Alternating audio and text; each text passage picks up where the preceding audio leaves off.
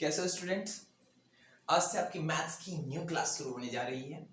बिल्कुल fresh batch है ये, और इसमें ज्वाइन करने के बाद आपको मैथ्स की टेंशन भूल जानी है। और याद रखो कि अगर कंटिन्यू आप इस क्लास को करते रहे तो 95% मार्क्स आपके पक्के। आप एक चैप्टर, आपको ये पता लग जाएगा, आप एक चैप्टर भी हमारा जब कंप्लीट होता है या थ्योरी हम कंप्लीट करते हैं तो आप उस चैप्टर के बेस पर आप देखो कि क्या जो मैंने चैप्टर बताया क्या आप आसानी से उसको समझ पा रहे हो, क्या आपसे प्रॉब्लम समझ में आ रहे हैं, क्या प्रॉब्लम बन रहा है, तो आपको पता लग जाएगा कि हमें कंटिन्यू करना चाहिए या नहीं करना चाहिए।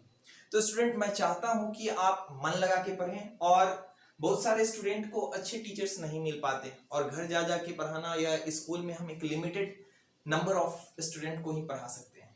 तो आज YouTube एक बहुत ही अच्छा माध्यम है जिसके द्वारा हम हर एक बच्चे तक पहुंच सकते हैं। तो हमारा ये प्रयास है कि इंडिया के वो प्रत्येक बच्चे जो मैथ्स को बहुत ही अच्छे से समझना चाहते हैं या मैथ्स से जिनको डर लगता है, खास करके उन बच्चों के लिए हमारा ये जो प्रयास है उन बच्चों के लिए है जो मैथ्स से बहुत डरते हैं। उनको लगता है मैथ्स क्या है, और टीचर्स ने उन्हें डरा दिया कि मैथ्स में ऐसे बहुत पढ़ना पड़ेगा, इट इज टू डिफिकल्ट। तो मैथ्स फोबिया को मुझे खत्म करना है इस इंडिया से, यही मेरा संकल्प है।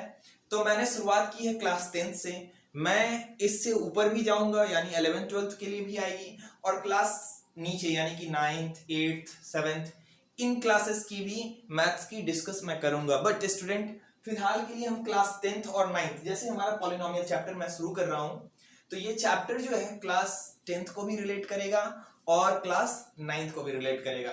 तो बेसिक्स तो जो मैं यहाँ पे डिस्कस करूंगा वो क्लास 9th वाले भी समझ सकते हैं, और ऐसे 10th के स्टूडेंट जो कि 9th में नहीं पढ़े थे तो उनके लिए वो बेसिक्स भी हो जाएगी। हम यहाँ पे प्रत्येक चैप्टर को एकदम बेस जीरो से उठाएंगे। आपको बिलीव नहीं होगा स्टूडेंट, आपको मैं इस तरीके से बताऊंगा कि जिस बच्चे की 9th में मैथ जीरो हो, यानी कि पिछले साल या पिछले के कई सालों तक आपने मैथ्स नहीं पढ़ा हो, बस आपको जोड़ घटाओ गुना भाग आता हो, ये आप समझते हो, एलसीएम क्या है, एचसीएफ क्या है, ये बस आप समझते हो, लेकिन आपको बहुत सारी लीनियर इक्वेशन क्या होती है, इक्वेशंस कैसे बनता है, मेंसुरेशन में क्या होता है, वॉल्यूम एरिया, अगर आपको कुछ भी ये सब नहीं पता, स्टैटिस्टिक क्या है, प्रोबेबिलिटी क्या है, आप नहीं जानते, डोंट वरी, मैं हूं ना। जिस बच्चे की भी मैथ्स की पिछली बैकग्राउंड बिल्कुल जीरो है तो आप समझ लीजिए कि आप सही जगह पे हैं। आप 1 से 2 क्लास करके देखिए, अगर मैथ्स का डर आपके अंदर से दूर नहीं हुआ, अगर आपने खेल खेल में मैथ्स नहीं सीखा, तो आप मुझे कहेंगे। तो मैं हूं कृष्णा सर, आपका टीचर। तो चलिए हम क्लास 10th की और क्लास 9th की कॉमन टॉपिक से स्टूडेंट पॉलिनोमियल शुरू करने जा रहे हैं। प्रत्येक दिन हमारी तरफ से 1 या 2 वीडियो आएगी, आप उसको देख लेंगे और फिर खुद से कोशिश करेंगे प्रॉब्लम सॉल्व करने की। मैं कोशिश करूंगा कि मैं पहले आपको कॉन्सेप्ट दे दूं, इसके बाद आप मुझे बताएंगे कि आपसे प्रॉब्लम बन रही है या नहीं बन रही है। अगर प्रॉब्लम नहीं बनेगी तो आप मुझे कमेंट करेंगे, और जिस क्वेश्चन में आपको प्रॉब्लम आएगी मैं उसको क्या करूंगा, सॉल्व करूंगा। ठीक है स्टूडेंट, तो चलिए पॉलिनोमियल्स को समझते हैं, बहुत ही बेसिक तरीके से समझते हैं, एक नए तरीके से, एक नए अंदाज में। पॉलिनोमियल्स क्या है, तो देखो स्टूडेंट, पॉली का मतलब क्या होता है? पॉली का मतलब होता है बहुत सारे। अच्छा मुझे एक बात आप बताओ, पॉली वर्ड आपने और कहां कहां सुना है? क्या मैथ्स में ही पॉलिनोमियल्स आपने सुना है?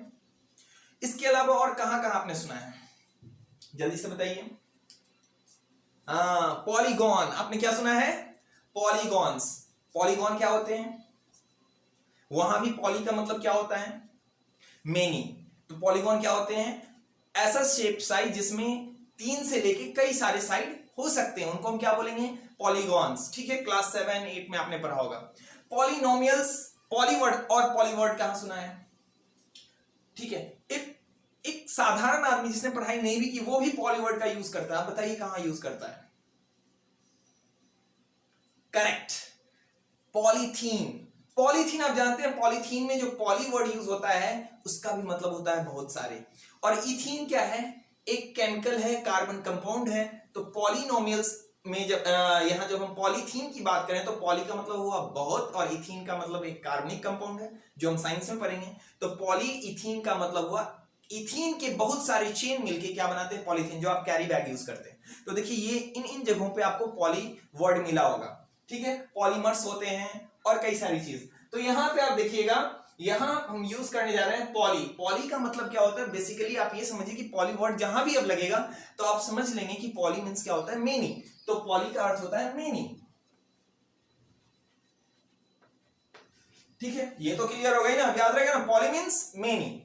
नोमियल्स किसको बताता है, ये देखिए, ये जो टर्म नोमियल्स है ये टर्म को बताता है। किसको बताता है स्टूडेंट, टर्म को। तो पॉलिनोमियल क्या हो जाएगा, ऐसा अलजेब्रिक एक्सप्रेशन जिसमें क्या होंगे, बहुत सारे टर्म्स हो सकते हैं। बहुत सारे का मतलब ये हुआ कि एक से लेके बहुत सारे हो सकते हैं, 2 4 5 10 8 लाख 20, ऐसे करके कुछ भी हो सकते हैं। बात समझ में आ गई। अब इनको हम क्या करेंगे स्टूडेंट, बांट के पढ़ेंगे। मतलब पॉलिनोमियल्स को हम दो तरीके से जानेंगे। पॉलिनोमियल्स की जो नेमिंग हम करेंगे ना, हमें कैसे पता चलेगा कि कौन सा पॉलिनोमियल है, तो हम इसको दो आधार पे पढ़ेंगे। एक हमारा होगा on the basis of power और एक होगा on the basis of degree. अब बात समझ रहे हैं, चलिए। लेकिन पावर और डिग्री को समझने से पहले या फिर टर्म्स को समझने से पहले हमें कुछ और समझना होगा, एकदम बिल्कुल बेसिक। जिनको कुछ नहीं आता वो भी इस चैनल पे आके आप बिल्कुल मैथ्स को ऐसे बच्चों की तरह सीखेंगे ना कि आप इमेजिन नहीं कर सकते। बिल्कुल मैथ इतना आसान सब्जेक्ट है कि जिसमें 95 से कम स्कोर करना तो समझ लीजिए कि लानत की बात होगी, शर्म की बात होगी। बाकी सब्जेक्ट में भले ही कम स्कोर आ सकते हैं, बट मैथ्स में 95 से कम तो आ ही नहीं सकता है। इसको आप मान के चलिए, ये आपका अधिकार है कि आपको 95 तो आना ही आना है, इससे आगे बढ़ सकता है, उससे कम नहीं आएगा। चलिए, पॉलिनोमियल्स के बाद इस टर्म को आप समझ गए, पॉली मींस मेनी और नोमियल्स मींस टर्म, यानी कि ऐसा अलजेब्रिक एक्सप्रेशन जिसमें क्या होंगे, बहुत सारे टर्म्स होंगे। अब पॉलिनोमियल्स क्या है, अलजेब्रिक एक्सप्रेशन है। तो अलजेब्रिक एक्सप्रेशंस होते कैसे हैं, जैसे मैं एक एग्जांपल लेता हूं आपके सामने,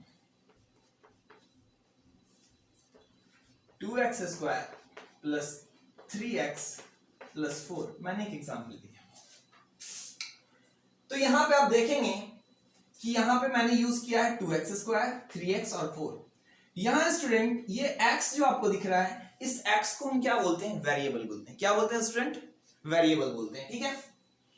और यहां जो आप 2 3 4 ये जो टर्म यूज हो रहे हैं, इसको हम क्या बोलते हैं, कांस्टेंट बोलते हैं। तो चलिए पहले हम जान लेते हैं कि कांस्टेंट क्या है, वेरिएबल क्या है। ये बहुत बेसिक चीजें हैं और इसको जानना आपके लिए क्या है, बहुत जरूरी है। तो चलिए हम बात करेंगे कांस्टेंट की।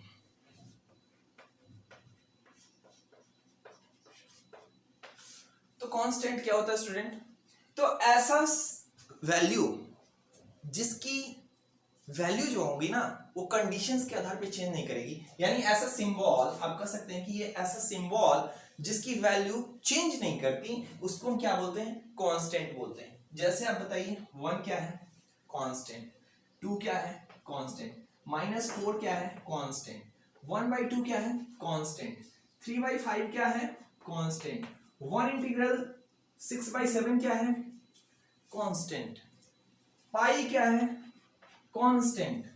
बात समझ रहे हैं आप, इनकी वैल्यू सिचुएशंस के अकॉर्डिंग बदलती नहीं है। लेकिन ये x की वैल्यू या y की वैल्यू, यानी वेरिएबल जिसकी मैं बात कर रहा हूं,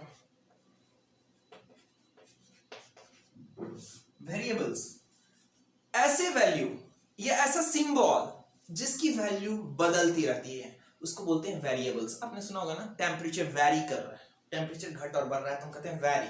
वेरिएशन का मतलब होता है बदलाव।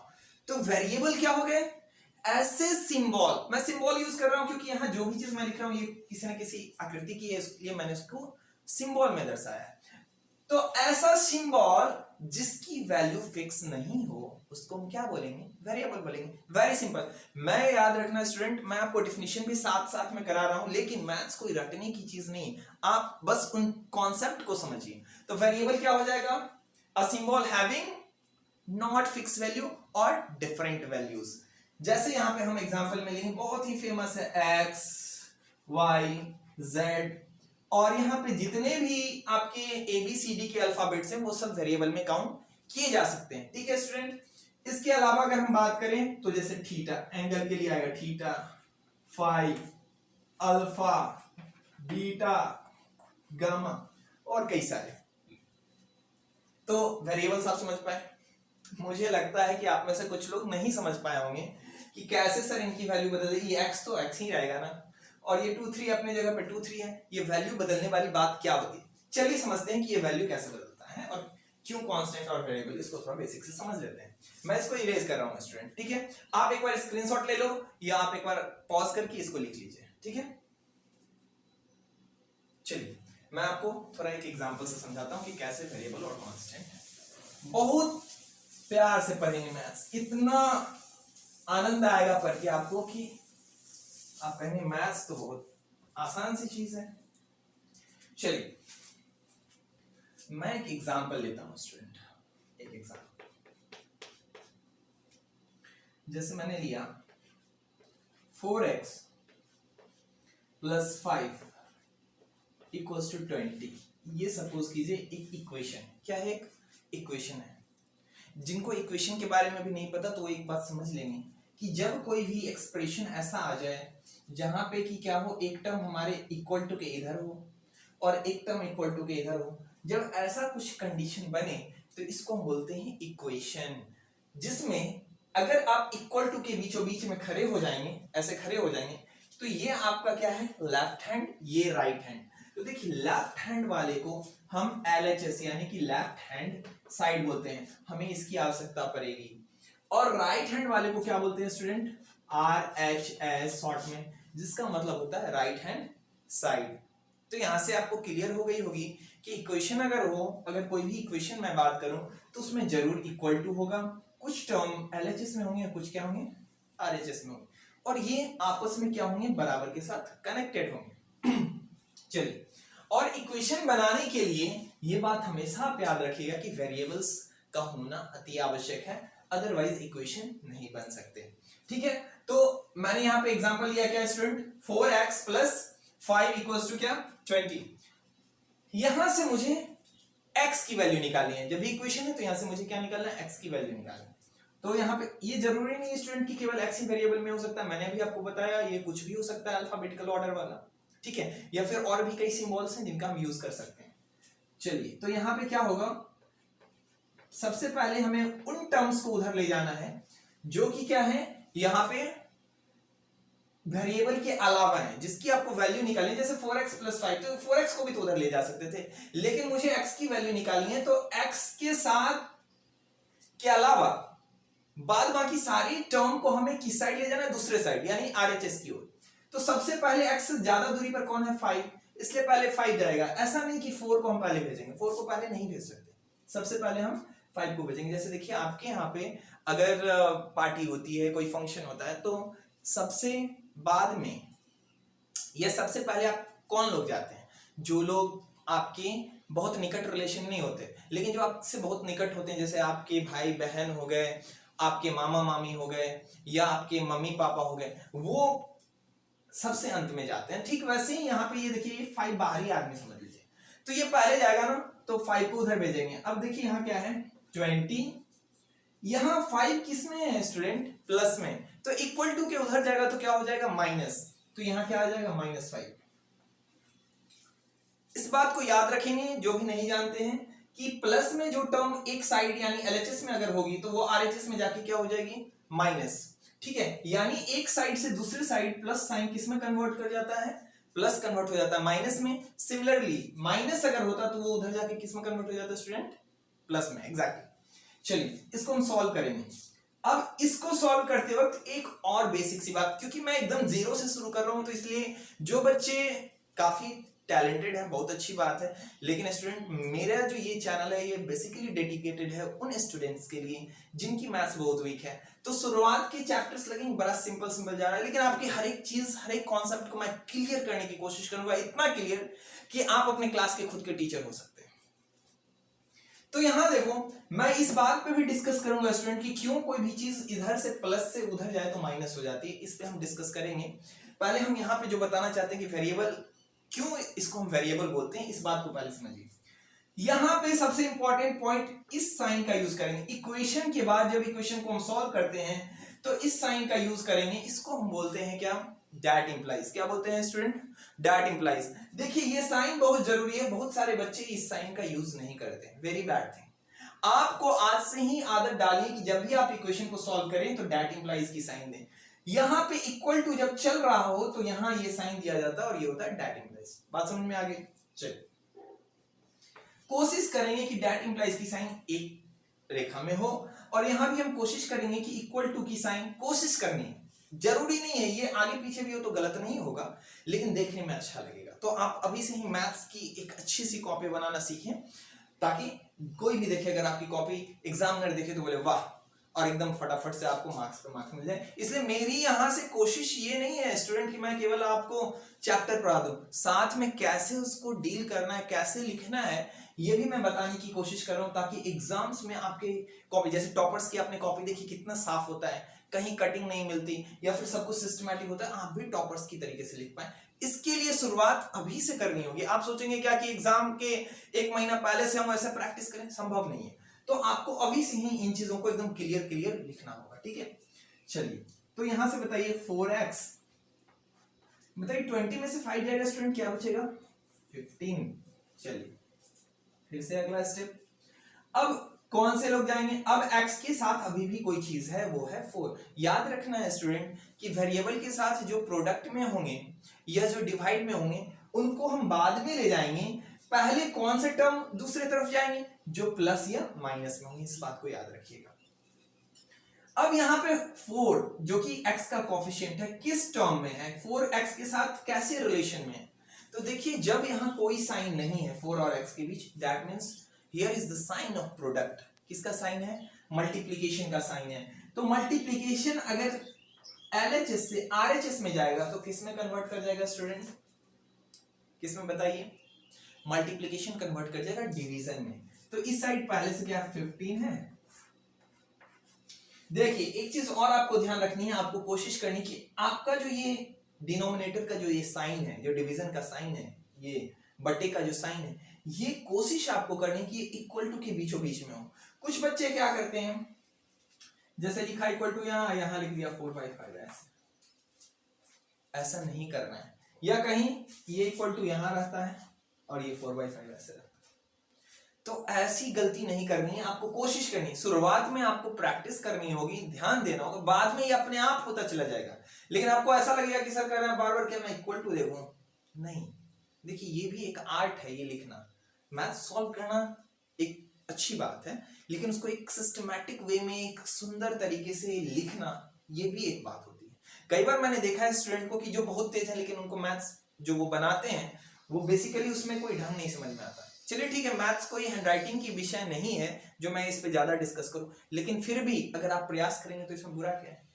और बहुत सारे ऐसे स्टूडेंट को भी मैंने देखा जिनको मैथ्स नहीं आती लेकिन लिखते बहुत अच्छे हैं। लेकिन ये दोनों ही अधूरे हैं।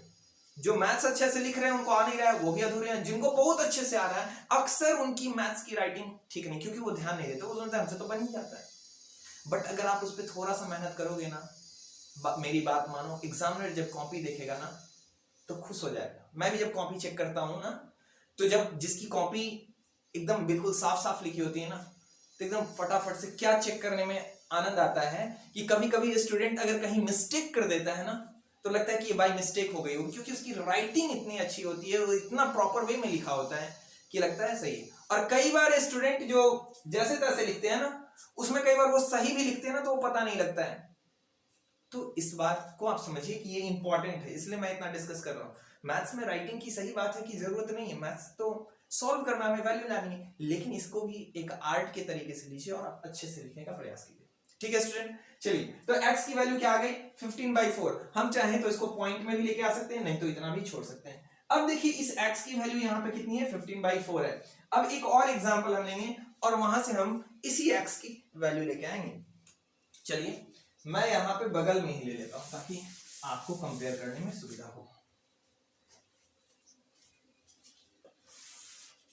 चलिए अब हम ले रहे हैं एक दूसरा एग्जाम्पल। ये एग्जाम्पल हमारा क्या था? फर्स्ट।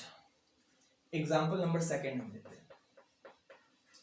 ये क्या हम समझ रहे हैं स्टूडेंट? क्यों वेरिएबल्स की जो वैल्यू है वो बदलती है और कांस्टेंट की वैल्यू नहीं बदलती, ये बात को समझने का प्रयास करें। जैसे यहां पे हमने एक एग्जाम्पल लिया, x + 5 = क्या? 10। ठीक है, बहुत ही सिंपल सा एक इक्वेशन है। इसको क्या बोलेंगे स्टूडेंट? इक्वेशन। क्यों? क्योंकि इक्वल टू की साइन यूज हो रही है। इधर कुछ टर्म है, कुछ आरएचएस में टर्म है, ठीक है। ये हमारा क्या है, लेफ्ट हैंड की साइड है, इसलिए इसको एलएचएस बोलते हैं, लेफ्ट हैंड साइड। ये आरएचएस क्योंकि ये राइट हैंड की तरफ है, ठीक है।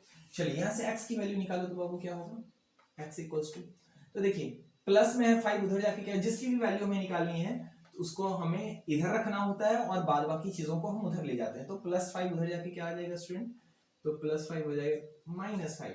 10 - 5 हमारे पास कितना आ जाएगा बताइए, 5। अब मुझे आप बताइए स्टूडेंट, आप मुझे बताइए कि x की यहाँ कितनी वैल्यू आई आपके पास, 5। x तो वही है ना, यहाँ आप मुझे बताइए x की कितनी वैल्यू आई, x तो वही है लेकिन यहाँ 15/4, यहाँ x की वैल्यू आई 5। एक और एग्जांपल लेते हैं, x प्लस, चलो माइनस लेते हैं। आप कहोगे कि सर आप हमेशा प्लस वाली ही दे रहे हैं, लीजिए माइनस, x - 10 इक्वल्स टू 40, ठीक है, एक इक्वेशन। तो इसको हम सोल्व करेंगे, आपका एग्जांपल नंबर क्या हो जाएगा स्टूडेंट, एग्जांपल नंबर 3। x के साथ फिर हमें जिसकी वैल्यू निकालनी है उसको रखेंगे और जिसकी नहीं निकालनी है उसको दूसरी तरफ ले जाएंगे। तो -10, आपको मैंने अभी बताया कि साइन पलट जाएगा, प्लस वाला जाएगा तो माइनस, माइनस वाला जाएगा तो प्लस। क्यों ऐसा होगा, अभी पहले हम इस बात को समझ के उस बात को समझेंगे। तो यहाँ x इक्वल्स टू क्या हो जाएगी 40, -10 उधर जाएगा तो स्टूडेंट क्या हो जाएगा +10। अब बताइए 40 + 10 क्या आ जाएगी हमारे पास, 50। देखिए x तो वही है ना, लेकिन क्या x की वैल्यू सेम है, क्वेश्चन के साथ साथ जैसे जैसे क्वेश्चन अलग अलग हो रहा है x की वैल्यू क्या हो रही है, बदल रही है। तो इससे हम क्या समझते हैं कि वेरिएबल क्या होता है, सिंबॉलिक रूप में ये सेम ही दिखते हैं बट इनकी जो वैल्यू है वो क्वेश्चन दर क्वेश्चन वैरी करती है, इसलिए इनको हम क्या बोलते हैं, वेरिएबल। यहाँ जैसे मैंने x लिया, इसके जगह पे हम y भी ले सकते थे, तो कोई फर्क पड़ता क्या, नहीं पड़ता। अब बात समझ रहे हैं मेरी। तो वेरिएबल क्यों इनको कहा जाता है, क्योंकि इनकी एक फिक्स वैल्यू नहीं है, लेकिन ये जो नंबर्स आपको दिख रहे हैं इनकी एक फिक्स वैल्यू, चाहे किसी भी क्वेश्चन में वो यूज हो। 20 का मतलब 20 ही होगा, 2 का मतलब 2 ही होगा। मैं उम्मीद करता हूं कि आप बहुत अच्छे से समझ पाए होंगे कि कांस्टेंट और वेरिएबल क्या होता है, इनमें डिफरेंस क्या है, ठीक है। हम एंगल के लिए जैसे थीटा का यूज करते हैं, तो हम ट्रिगोनोमेट्री में जब आएंगे तो स्पेशल उसके लिए हम सिंबल यूज करते हैं थीटा। जरूरी नहीं है वहां एक्स वाई भी यूज हो सकती है, लेकिन थीटा स्पेशल हम लोग एंगल के लिए यूज करते हैं। तो ऐसे ऐसे करके कई वेरिएबल्स हैं जो अलग अलग जगहों पे यूज होते हैं, बट आप चाहें तो यूज कर सकते हैं। तो यहाँ इक्वेशन वाले में हम जनरली एक्स वाई का यूज करते हैं। तो आप समझ गए होंगे। चलिए आज के बाद फिर वेरिएबल और कांस्टेंट अगर कोई पूछे तो उसको इतने अच्छे से समझाइएगा कि किसी को कोई दिक्कत ना है, ठीक है। और स्टूडेंट अगर आप इस चैनल पे नए हैं तो इस चैनल को जरूर सब्सक्राइब कीजिए, ताकि मैं जो अगली वीडियो लेके आऊं तो वो आप तक पहले पहुंचे, ठीक है। और आपको कंटिन्यू इसके साथ बने रहना है, और मैथ्स के लिए आपको कहीं कोचिंग पढ़ने की जरूरत नहीं पड़ेगी, मैं इस बात की गारंटी लेता हूं। कहीं नहीं पढ़ने की जरूरत पड़ेगी, बल्कि आप हो सकता है तो अपनी कोचिंग खोल लीजिएगा और मैथ्स पढ़ाने लगिएगा, ठीक है। तो आप पहले एक बार करके तो देखिए। तो कांस्टेंट और वेरिएबल की कॉन्सेप्ट आपकी क्या हो गई, क्लियर। अब हम आगे बढ़ते हैं। मेरा प्रयास स्टूडेंट बनाना नहीं, स्टूडेंट को मास्टर बनाना है, टीचर बनाना है। मैं इसको रेज करूं ना, आप समझ गए ना। चलिए ये बहुत बेसिक सी बात थी, लेकिन चूंकि हमारा क्लास और हमारा मुख्य उद्देश्य बिल्कुल जीरो से, ऐसे लेवल से शुरू करना है जहां से बच्चों को कुछ भी नहीं पता वहां से, तो इसके लिए मैं एकदम बेसिक शुरू करूंगा। जिसको मैथ्स में कुछ भी नहीं आता हो, 9th तक भी कुछ नहीं पढ़ा हो, ऐसा नहीं बच्चे पढ़ना नहीं चाहते, लेकिन उनके साथ जो टीचर होते हैं ना, वो उसको ऐसा समझाते ही नहीं, बच्चे का इंटरेस्ट ही नहीं आता, तो पढ़ेंगे क्या। तो मेरी कोशिश है कि जो बच्चे सिर्फ मैथ्स को पास होने के लिए पढ़ रहे हैं, मैं चाहूंगा कि वो इंटरेस्ट लेके पढ़ें। मैथ्स बहुत खूबसूरत चीज है, वेरी ब्यूटीफुल सब्जेक्ट। चलिए पॉलिनोमियल्स के बाद, पॉलिनोमियल्स में हमने कांस्टेंट और वेरिएबल समझ लिया। अब हम बात करेंगे टर्म्स की। टर्म और पावर भी हम समझ लेंगे, पावर को ही हम डिग्री भी बोलते हैं। तो टर्म क्या होता है, टर्म क्या होता है इसको भी समझ लीजिए, ठीक है। टर्म्स क्या होते हैं, चौथ किधर मैंने रखा, ओके। टर्म्स देखिए, टर्म जैसे मैं यहां बात करूं, किसी भी अलजेब्रिक एक्सप्रेशन में प्लस और माइनस साइन क्या बनाते हैं स्टूडेंट, टर्म बनाते हैं। मल्टीप्लिकेशन और डिवीजन टर्म नहीं बनाते। जैसे आप इसको ऐसे समझिए, 4x प्लस 2y +5। अगर मैं आपसे पूछूं कि इस एक्सप्रेशन में, इस अलजेब्रिक एक्सप्रेशन में, अच्छा देखिए इसको मैं अलजेब्रिक एक्सप्रेशन बोल रहा हूं, अलजेब्रिक इक्वेशन नहीं बोल रहा। क्यों? क्योंकि इक्वल टू कुछ भी नहीं ना है, इसलिए आप इस टाइप के जो एक्सप्रेशन उनको आप अलजेब्रिक एक्सप्रेशन बोल सकते हैं, इसको अलजेब्रिक इक्वेशन नहीं बोलेंगे।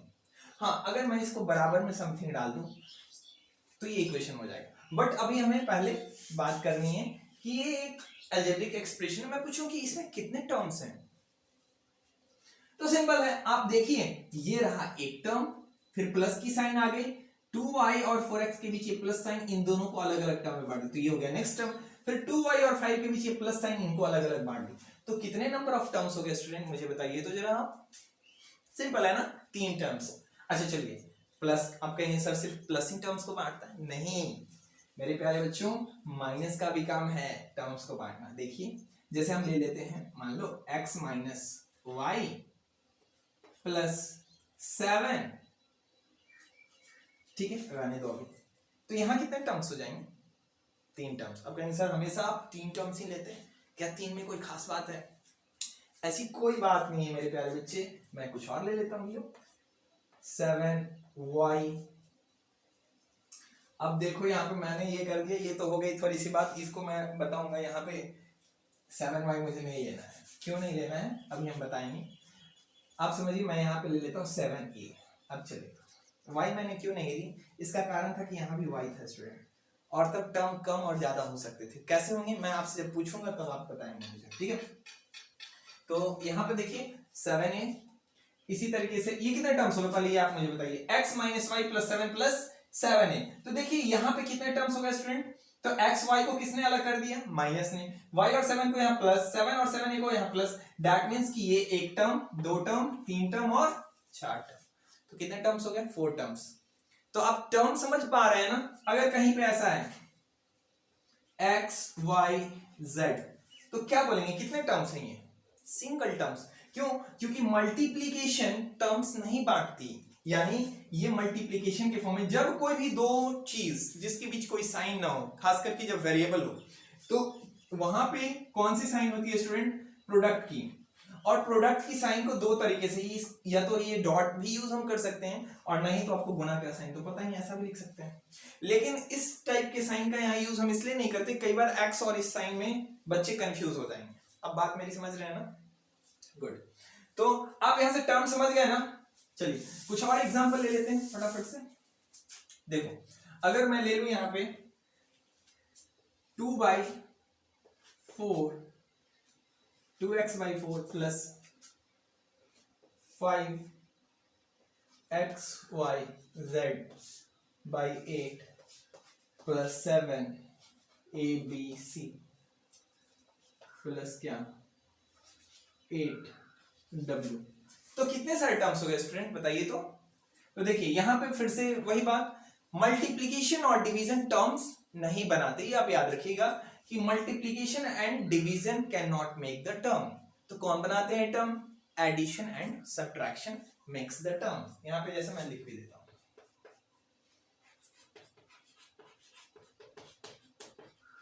एडिशन। चलिए ये चौक नहीं चल रहा, मैं दूसरी चौक ले लेता हूं।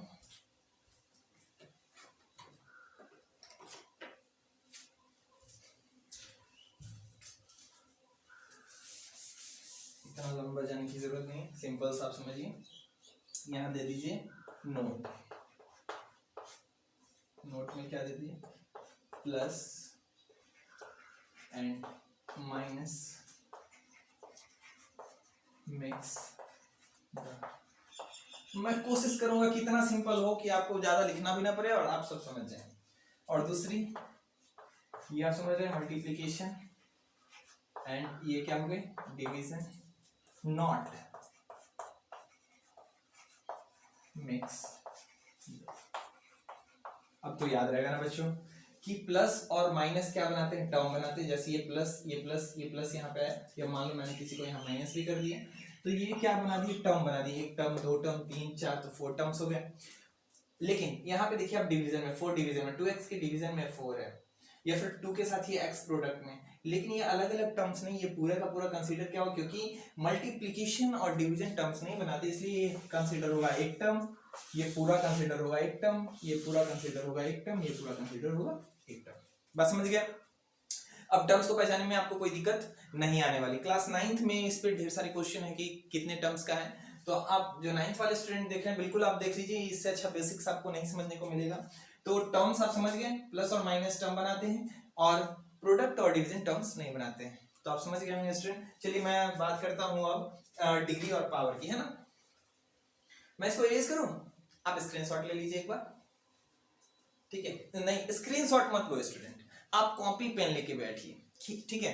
क्योंकि कई बार ऐसा होता है कि आप बैठ के आपको लग रहा है आप सब समझ रहे हैं, लेकिन आप कॉपी पेन पे नहीं लिखते, तो फिर क्लास खत्म होती है आप भूल जाते। इसलिए प्रॉपर वे में बैठ के आप समझ लीजिए कि आप पढ़ाई कर रहे हो। और मैथ्स के लिए मैंने आपको कहा कि आपको कोचिंग की जरूरत नहीं है, आप बस यहाँ पे स्टिक कर जाओ। और आपको इससे बेस्ट अगर मैंने कह दिया कि आप इतने अच्छे हो जाओगे मैथ्स में कि आप मैथ्स बताने लगोगे, मैं ऐसा बनाना चाहता हूं आपको, सॉल्व करना नहीं बल्कि आप मैथ्स किसी को बताने लायक हो जाएं, ऐसा मेरा प्रयास है, ठीक है। तो चलिए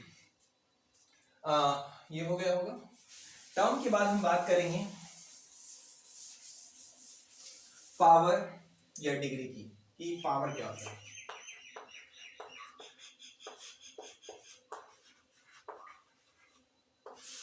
पावर और डिग्री, ठीक है।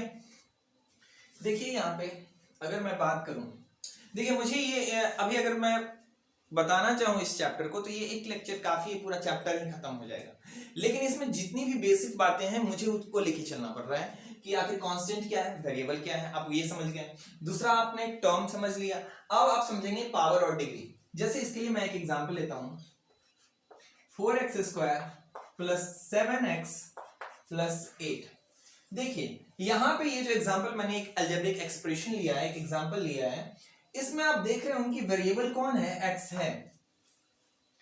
x वेरिएबल होने के साथ साथ x की पावर क्या है स्टूडेंट, तो यहां पे देखिए जब कोई किसी भी वेरिएबल के ऊपर ऐसे करके कुछ लिखा हुआ हो तो ये क्या होता है, पावर कहलाता है, ठीक है ना। यानी जैसे अगर मान लीजिए मैंने लिख दिया y, इसको ऐसे पढ़ते हैं y टू दी पावर, मान लो मैंने 5 दिया तो y to the power 5 to the power, ऐसा पढ़ेंगे।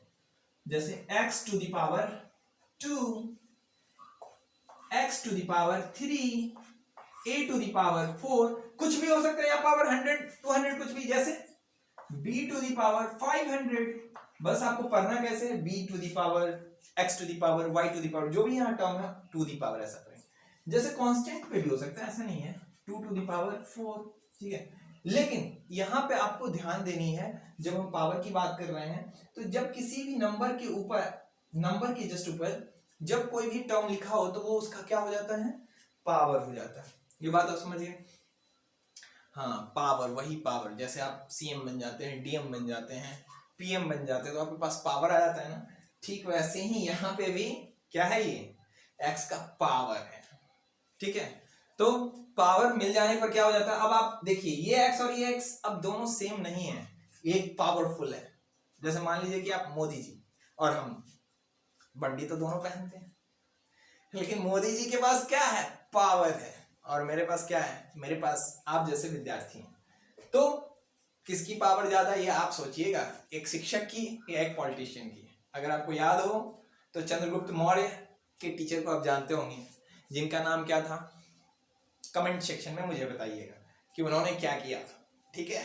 तो एक टीचर बड़ा हो सकता है, या एक पॉलिटिशियन, या एक टीचर के सामने कोई और बड़ा हो सकता है क्या, ये आप डिसाइड कीजिए। चलिए तो यहाँ पे मुझे बताइए, आप पावर समझ पाए स्टूडेंट। चलो मैं कुछ और एग्जांपल ले लेता हूं। जैसे अगर कहीं लिखा हुआ है, क्या ये पावर हो सकता है, बिल्कुल हो सकता है। यहाँ 2 टू दी पावर क्या हो जाएगा, x + y। बात समझ में आ रही है। तो कोई भी नंबर के ऊपर, ये नंबर हो गया, इसके ऊपर वाला ये जो टर्म है इसको हम क्या बोलते हैं, पावर बोलते हैं। अब स्टूडेंट आप लिखने में कहां गलती करते हैं, पावर कई बार मैंने स्टूडेंट को देखा है लिखते हुए, जैसे x² लिखना है ना बाबू, हाँ इसको क्या टर्म बोलते हैं वो हम बात करेंगे। जैसे मान लो x टू दी पावर 2, अभी हम नाम पे नहीं जा रहे, x टू दी पावर 2 है, कुछ स्टूडेंट इसी को ऐसा लिखते हैं, इस 2 को ऐसा लिख देते हैं। अब बच्चे ये पावर नहीं लग रहा है। पावर कैसा कब फील होगा, जब यहाँ पे जो नंबर है इससे यहाँ पे जो टर्म हम लिख रहे हैं वो थोड़ा छोटा हो और ऊपर हो, तो वो क्या लगेगा, पावर लगेगा। मैं आपकी हर एक छोटी छोटी पॉइंट को पॉइंट आउट कर रहा हूं ताकि आप खुद भी समझ पाए कि आप कहाँ गलती करते हैं। और कई बार आप खुद कंफ्यूज हो जाएंगे। जैसे सपोज करो, मैं बताता हूं कैसे आप गलती करेंगे ना। एक्स स्क्वायर वाई, मैंने देखा है बच्चों को, अधिकांश बच्चों को, जैसे ये एक्स स्क्वायर वाई है, अब बच्चे इस 2 को लिखेंगे ऐसे, अब ये हो जाएगा x इंटू 2 इंटू वाई, और गलती तय है। तो इस बात को आप समझिए कि पावर को कैसे लिखना है, और अगर उस बीच में कोई टर्म है, कोई नंबर है, तो उसको कैसे लिखना है, इस पर आप बारीक से ध्यान देंगे। ठीक है, तो पावर आप समझ गए ना, पावर कुछ भी हो सकता है, 5 4 3 2 कुछ भी हो सकता है। तो पावर और डिग्री दोनों सेम ही चीज है। जैसे आपका नाम घर पे होगा पिंटू, शिंटू, मोनू, गोलू, कुछ भी होता है ना, और स्कूल का एक अच्छा सा नाम होता है ना। ठीक वैसे ही यहाँ पे पावर और डिग्री, यहाँ पे समझिए कि ये दोनों एक दूसरे के सिनोनिम्स हैं, सेम ही चीज है। ठीक है, चलिए मैं इसको इरेज करूं। गुड, तो आप लोग के भी पास पावर है, और ऐसा नहीं कि जिनके पास पावर नहीं हो तो सिर पे कुछ बोझा उठा लेना। हाँ, सिर पे कुछ बोझा डाल लिया, मेरे पास भी क्या है, पावर है ना। ऐसा नहीं है बच्चे। चलिए, तो क्या मैं बात कर रहा था, पावर्स की। तो देखिए बेसिक कॉन्सेप्ट हमारे क्लियर हो गए। क्या क्या, कांस्टेंट क्या है, वेरिएबल्स क्या हैं, उसके बाद हमने देखा कांस्टेंट हम किसको कहते हैं, जिनका वैल्यू फिक्स है, कांस्टेंट बदलता नहीं, उसको कांस्टेंट बोलते हैं। वेरिएबल्स हम किसको बोलते हैं, जिनकी वैल्यू में वेरिएशन आता है, बदलाव आता है, उसको वेरिएबल बोलते हैं। अगला हमने देखा टर्म। टर्म क्या होता है, तो कोई भी अलजेब्रिक एक्सप्रेशन में प्लस माइनस साइन टर्म बनाते हैं, मल्टीप्लिकेशन और डिवीजन टर्म नहीं बनाते। तो ये टर्म के बारे में था। पावर और डिग्री क्या है, सेम चीज है, यानी कि सेम एक ही नाम है, पावर, उसी को दूसरे नाम से हम डिग्री के भी नाम से जानते हैं। कहीं भी अगर पावर यूज हो तब भी वही बात है, डिग्री बोले तब भी वही बात है, आप कंफ्यूज नहीं हो। तो पावर और डिग्री में हमने क्या देखा कि कोई भी नंबर या वेरिएबल के ऊपर अगर कुछ भी लिख दिया जाए तो वो क्या हो जाता है, पावर कहलाता है। ठीक है, चलिए इतना तक अगर समझ में आ गया, तो अब हम आते हैं सबसे इंपॉर्टेंट पॉइंट, जो पॉलिनोमियल हम पढ़ने जा रहे हैं, जिसके लिए ये सारी चीजें जरूरी थी। तो पॉलिनोमियल्स को हम नाम देंगे, जैसे एक बच्चे का हम नाम देते हैं ना, वैसे ही पॉलिनोमियल्स का हम नेमिंग करेंगे, और ये 2 आधार पे होगी। ठीक है, चलिए तो पहला हमारा जो पार्ट है, इसको मीनिंग और टर्म्स को खत्म किया जाए। 2 पार्ट,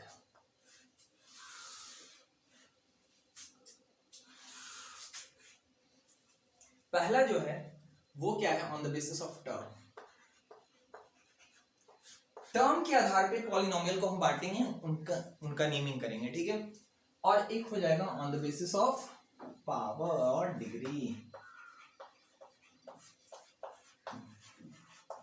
मैं क्यों ये दोनों लिख रहा हूं, इसलिए लिख रहा हूं स्टूडेंट कि कहीं पे पावर वर्ड यूज हुआ रहेगा, कहीं डिग्री, तो आप कंफ्यूज नहीं होंगे।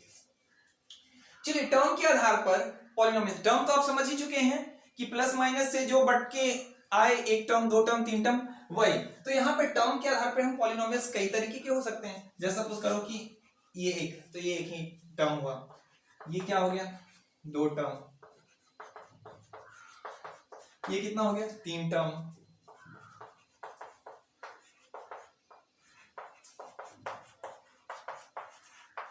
ये कितने टर्म हो गए, 1 2 3 4 5 टर्म्स। ऐसे कई टर्म्स हो सकते हैं, काउंटिंग कोई जरूरी नहीं, कोई फिक्स संख्या नहीं है इनकी। हाँ, कहां से स्टार्ट होंगे, 1 से लेके बहुत सारे हो सकते हैं। ठीक है, चलिए, तो 1 से लेके बहुत सारे हो सकते हैं। तो हम यहाँ पे बेसिकली 3 का नेम स्पेसिफाई कर देंगे, और उसके बाद के लिए हम यूज करेंगे कि polynomial of 4 terms, polynomial of 5 terms. लेकिन यहाँ पे जो ये है कि polynomial of 1 term, polynomial of 2 term और पॉलिनोमियल ऑफ 3 टर्म, इनके लिए स्पेशल नेम है। क्यों इन नेम को जानना जरूरी, क्योंकि क्वेश्चन में आपसे पूछा जाएगा कि मोनोमियल क्या है, बाइनोमियल क्या है, ट्राइनोमियल क्या है। तो वहां पे ये नहीं कहा जाएगा 2 टर्म्स 3 टर्म्स, वहां नेम होंगे स्पेशल। इसलिए यहाँ पे हम बात करेंगे टर्म के आधार पे, हम 3 नाम जो फिक्स हैं वो क्या क्या है। पहला नाम बताइए क्या है, मोनोमियल्स। मोनोमियल, देखिए ये एम है, कंफ्यूज मत हो ना, एम है मोनोमियल। ठीक है, पहला मोनोमियल। मोनोमियल कैसे होंगे स्टूडेंट, तो मोनोमियल के पास होगा 1 टर्म। एग्जांपल हम साथ में यहां पे ले लेते हैं, जैसे कि मान लो मैंने लिया x, मान लो मैंने लिया 2y, देखो मैं कॉमा दे रहा हूं स्टूडेंट, ये मान लो कि 3xy, ये सब के सब कितने टर्म्स हो गए, या 4xy/5, ये सब कितने टर्म्स हो गए बताइए तो आप, सब सिंगल टर्म्स, एक टर्म एक टर्म एक टर्म एक टर्म। यहाँ देखो मैंने कॉमा दिया, ये अलग अलग है, ठीक है ना। तो मोनोमियल क्या होंगे, जिसमें केवल एक ही टर्म हो, कोई और प्लस माइनस होगा ही नहीं, क्योंकि कुछ भी प्लस माइनस करोगे तो कितने टर्म हो जाएंगे, 2 टर्म हो जाएंगे। बात समझ में? हाँ, एक तरीका है जिससे कि मान लो सपोज करो कि मैंने लिख दिया x + x, तो बताओ तो क्या होंगे ये, देखने में साफ साफ लग रहा है कि इसे प्लस से आपने बांटा है, एक टर्म दो टर्म हो गए। लेकिन स्टूडेंट आपको पता है कि अगर वेरिएबल सेम हो तो ये जुट जाएंगे या घट जाएंगे, यहाँ प्लस का साइन है, ये जुट जाएगा, क्या हो जाएगा 2x। अब बताओ तो कितने टर्म्स बचे, एक टर्म्स। सो ये मोनोमियल में काउंट हो जाएगा। इसलिए मैंने पिछले एग्जांपल में जहां 7y और -y दे रहा था ना, तो वहां 7y में से y घट जाते तो 6y हो जाता, और वो दो अलग अलग काउंट नहीं होके एक काउंट हो जाते। तो इन चीजों को हम जानेंगे यहाँ पे कि यहाँ पे ये जो दोनों है, ये अगर कहीं ऐसा आपको दिया रहे सेम चीज जो जुट और घट सकता है, तो आप याद रखेंगे कि वो क्या हो जाएगा, वो मोनो में काउंट हो जाएगा, ठीक है ना। या फिर वो 2 टर्म ना काउंट होके एक टर्म हो जाएगा, ठीक है। चलिए कुछ और एग्जांपल्स जैसे मैं ले लूं आपसे, सपोज करो आप ही मुझे बताइए 4x + 3y - 4x, बताइए कितना टर्म है, 3 टर्म। देख के केवल प्लस माइनस, ठीक है, आपने जो अभी बेसिक जानकारी ली है उसके हिसाब से तो ठीक है कि एक टर्म प्लस आया तो दूसरा टर्म, फिर माइनस आया तो ये तीसरा टर्म, ठीक है 3 टर्म। लेकिन अब यहाँ पे ये भी तो देखो बाबू कि ये वेरिएबल क्या कहीं सेम मिल भी रहा है। अगर x x मिल रहा है तो दैट मींस इनके बीच में जोड़ और घटाव की क्रिया हो सकती है, एडिशन सब्ट्रैक्शन हो सकता है। इनके साथ नहीं हो सकता बिकॉज डिफरेंट वेरिएबल के साथ हम एडिशन और सब्ट्रैक्शन नहीं करते हैं। हाँ, मल्टीप्लिकेशन और डिवीजन होता है। तो ये बताओ, ये 4x प्लस में, ये 4x माइनस में, ये कैंसिल आउट हो जाएंगे, तो केवल क्या बच जाएगा 3y, जो कि क्या बना देगा, मोनोमियल बना देगा। तो आप बात समझ गए, इन एग्जांपल को भी आप मोनोमियल में लिख लेंगे। चलिए मैं इरेज करूं। मोनोमियल के बाद हमारे पास जो आएगा स्टूडेंट, वो दूसरा है बाइनोमियल। बाइनोमियल, बाई का मतलब होता है 2, ठीक है। तो बाइनोमियल क्या हो जाएंगे, ऐसा पॉलिनोमियल जिसमें 2 टर्म हो, अ पॉलिनोमियल हैविंग 2 टर्म्स। देखो मैं एक डेफिनेशन लिख दूं, आप बार बार की डेफिनेशन उसी से बना लेंगे। जैसे मोनोमियल हम लिखेंगे क्या, a polynomial having 1 term. Monomial को क्या बोलेंगे, अ पॉलिनोमियल हैविंग 1 टर्म। इस डेफिनेशन को आप चाहे तो लिख लें, कोई जरूरी नहीं है डेफिनेशन रटने की, कॉन्सेप्ट बस याद रहना, ध्यान रहना चाहिए। तो monomial a polynomial having 1 terms. लेकिन कुछ स्टूडेंट को लगता होगा कि नहीं डेफिनेशंस भी होती, तो आप लिख लेंगे। बाद बाकी का आप ऐसे ही इसी के आधार पे आप बना नहीं लेंगे स्टूडेंट, क्या होगा बताइए, हाँ, अ पॉलिनोमियल हैविंग 1 की जगह बस कर देंगे 2 terms is called binomial. Clear है? चलो कुछ एग्जांपल देख लें। चलिए एग्जांपल देखिए तो बच्चे, जैसे 2x + 5, अरे 2x + 5 क्या हो जाएगा बताइए, कितने टर्म्स हैं, 2 टर्म्स है ना, क्या हो गया ये, बाइनोमियल। अच्छा मुझे बताओ कुछ और एग्जांपल ले लें। 2x + 3x, बताइए क्या हो गया ये, बाइनोमियल हो गया। अरे बुद्धू, फिर से देखो क्या है यहाँ पे, ये दोनों x से जुड़ जाएंगे ना। मुझे पता है कि सभी स्टूडेंट को पता होगा कि ये जुड़ जाएगा, आप बुद्धू नहीं, यू आर इंटेलिजेंट। तो क्या हो जाएगा बताइए, देखिए दोनों जुड़ सकते हैं ना बच्चे, ये भी x है ये भी x है, तो ये क्या आ जाएगा बताइए, तो 5x के बराबर आ जाएगा, यानी ये मोनोमियल हो जाएगा। तो बाइनोमियल का तो एग्जांपल होगा नहीं, इसलिए बाइनोमियल नहीं है। बात समझ गए? चलो पढ़ के मजा आ रहा है एकदम अच्छे से पढ़। अच्छे स्टूडेंट, अगर मान लो ऐसा है कहीं लिखा हुआ 3x² और +4x, कुछ लोग कहेंगे सर ये भी क्या हो जाएगा, मोनोमियल, क्योंकि जुड़ जाएगा, क्योंकि वेरिएबल x है, यहाँ भी x है। क्या मैं सही कह रहा हूं? जरा सोचो, ये x और इस x में, अभी मैंने कहा था ना कि फर्क, मैं भी बंडी पहनता हूं और मोदी जी भी पहनते हैं, बट मोदी जी के पास पावर है और मैंने कहा था मेरे पास आप लोग हैं। चलो देखो यहाँ पे x भी क्या है, पावर है, और ये x क्या है, विदाउट पावर है। तो दोनों में डिफरेंस हो गया ना, इन दोनों की एक साथ नहीं जमेगी। जो काम मोदी जी कर रहे हैं, मोदी जी कहते हैं नोट बंद, 2000 के नोट बंद, यहाँ हम उस नोट को कमाने के लिए कितना परिश्रम कर रहे हैं, वो एक बार में बंद कर दे तो वो नोट कागज के बराबर हो जाता है। अब सोचो ये होती है पावर, ठीक है। या फिर आप अपने आसपास ही लो ना, कोई पुलिस में है, कोई दरोगा है, अब देखिए क्या पावर है उसकी, आपको तुरंत अरेस्ट कर लेगा अगर आपने कुछ गलती की तो। ये क्या, आदमी तो वो भी है, लेकिन क्या डिफरेंस है, पावर का डिफरेंस। सो एक्स और ये सब सेम नहीं रहा, ये अब अलग हो गया, ये अलग हो गया, इसलिए ये दोनों जुट नहीं सकते।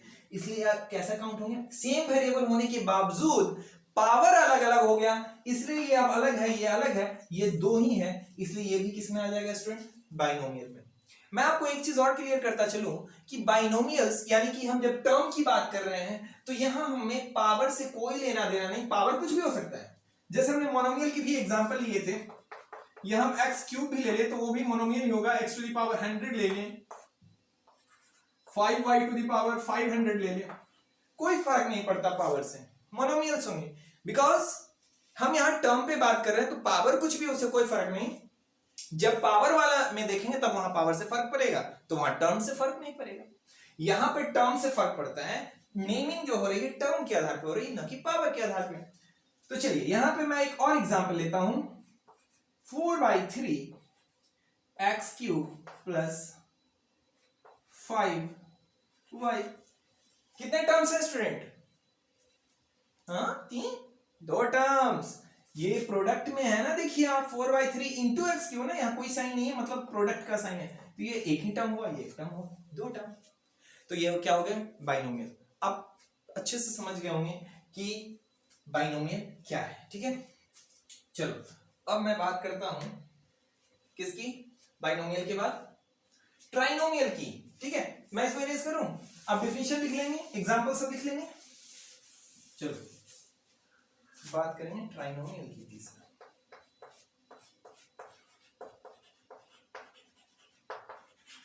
ट्राइनोमियल, ठीक है।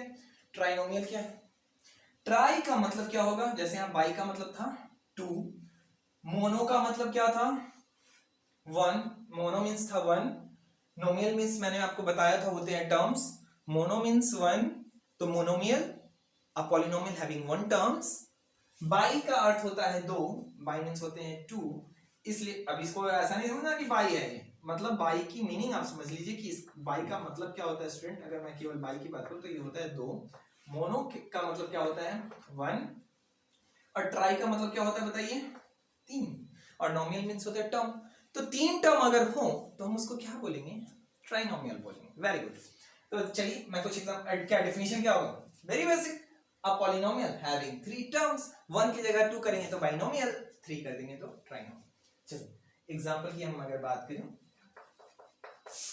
बहुत अच्छे आप लोग, एकदम बहुत अच्छा अच्छा जवाब दे रहे हैं, मुझे अच्छा लग रहा है कि आप सब समझ पा रहे हैं।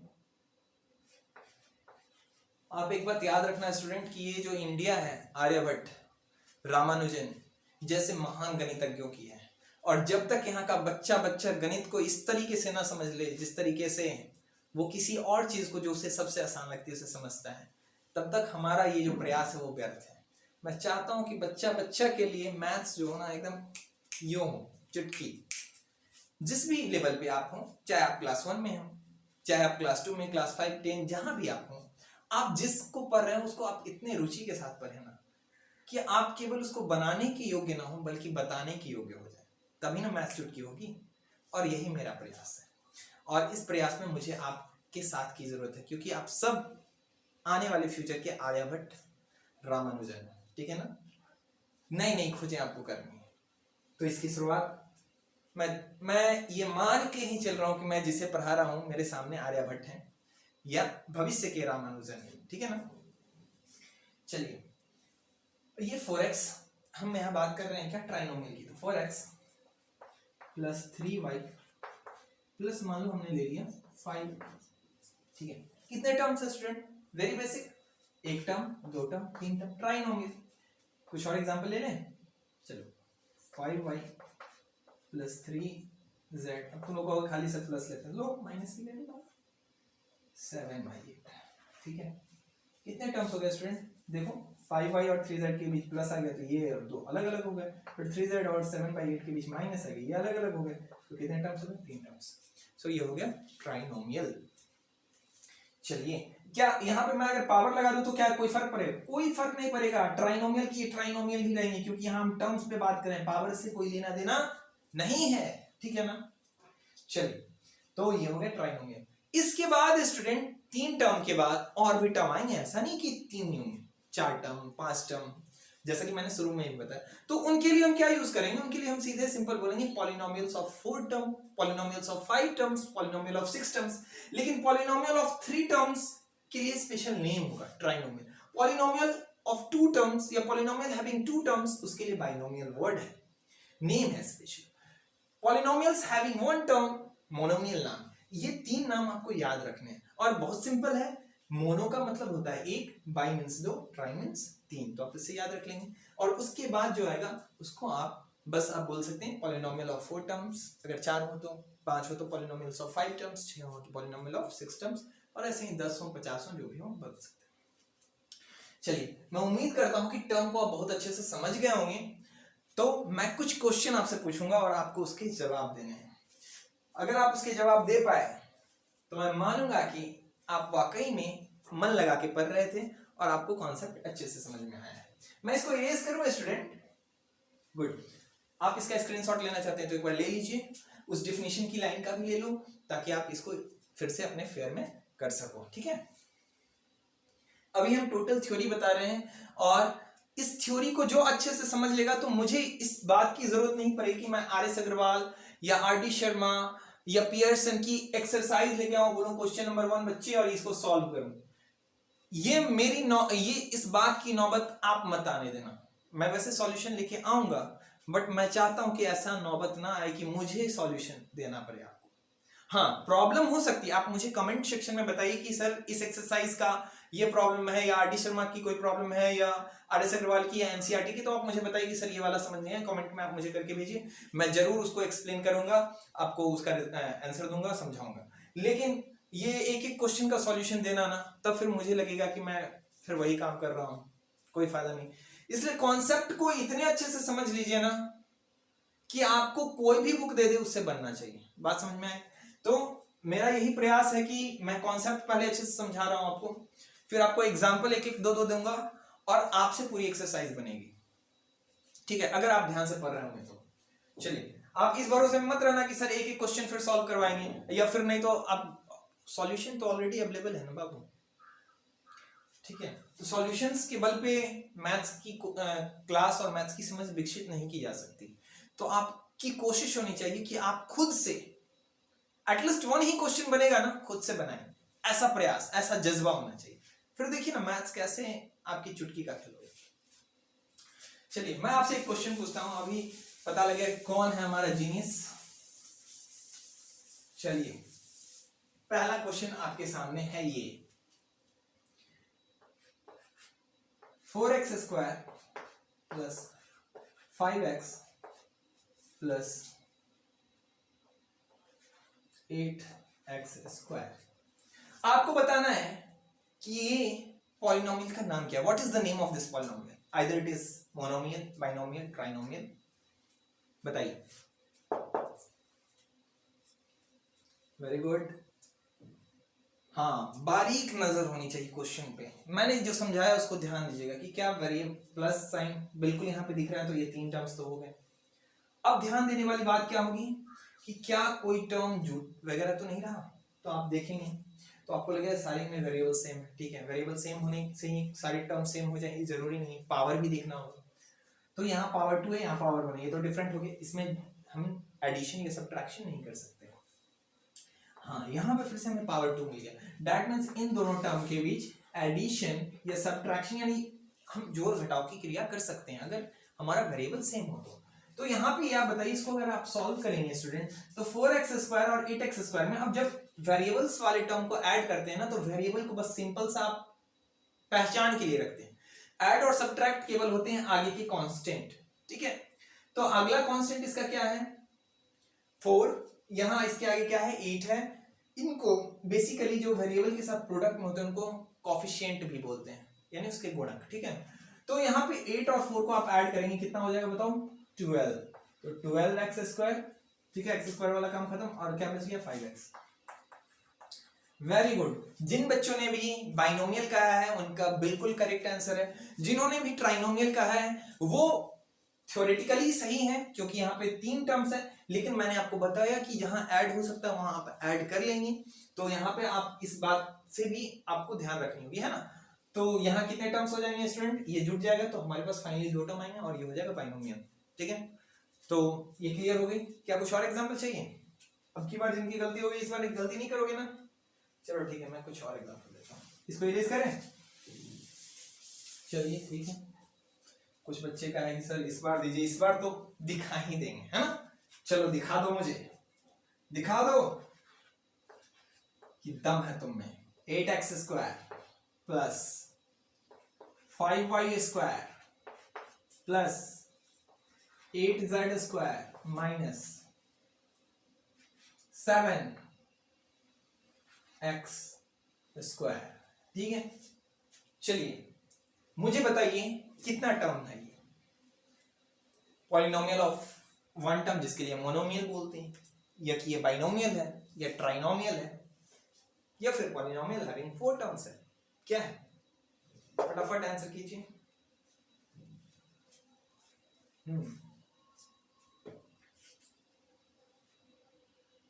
हो गया? देखिए हम पहले चेक करेंगे कि कितने टर्म्स है। पहले यहां से देख लो, तो प्लस प्लस ये माइनस, तो यहाँ से 1 2 3 4, ऐसे तो 4 टर्म्स है। तो बस देख के अगर कोई मारे तो इसको बता देगा पॉलिनोमियल ऑफ 4 टर्म्स। लेकिन जो थोड़े समझदार होंगे, क्योंकि मैंने कह दिया है कि आपको वेरिएबल भी चेक कर लेनी है, तो आप एक बार चेक तो कर लीजिए। एक्स स्क्वायर देखो, तो एक्स स्क्वायर कहीं और है? बिल्कुल है, यहाँ है। तो एक्स स्क्वायर वाला टर्म यहाँ भी है, यहाँ भी है, तो इन दोनों टर्म्स को हम सॉल्व कर सकते हैं। तो आप मुझे बताइए 8x किस में है? प्लस में। स्टूडेंट इस बात में बहुत सारे बच्चे कंफ्यूज रहते हैं कि ये जो 8z है, जैसे सपोज करो यहाँ, इसकी साइन माइनस है या प्लस है। हमेशा याद रखिएगा कि कोई भी टर्म अगर आप लेते हैं, हमेशा उसकी आगे वाली साइन, आगे ये वाला आ गया, क्योंकि कई बार आगे का मतलब लोग ये भी ले लेते हैं।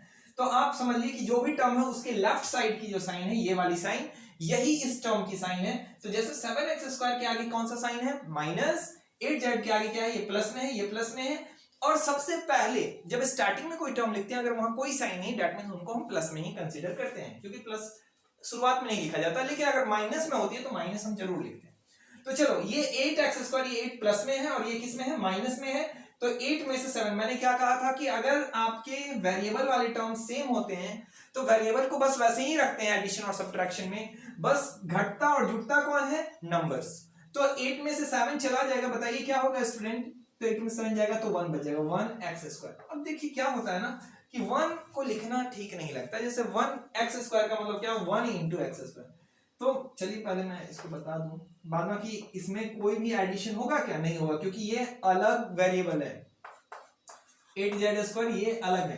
तो ये कितने हो गए? 3 टर्म्स हो गए, यानी ये क्या हो गया? ट्राइनोमियल। जिन बच्चों ने भी ट्राइनोमियल कहा है उनका जवाब बिल्कुल सही है, करेक्ट है, वेरी गुड।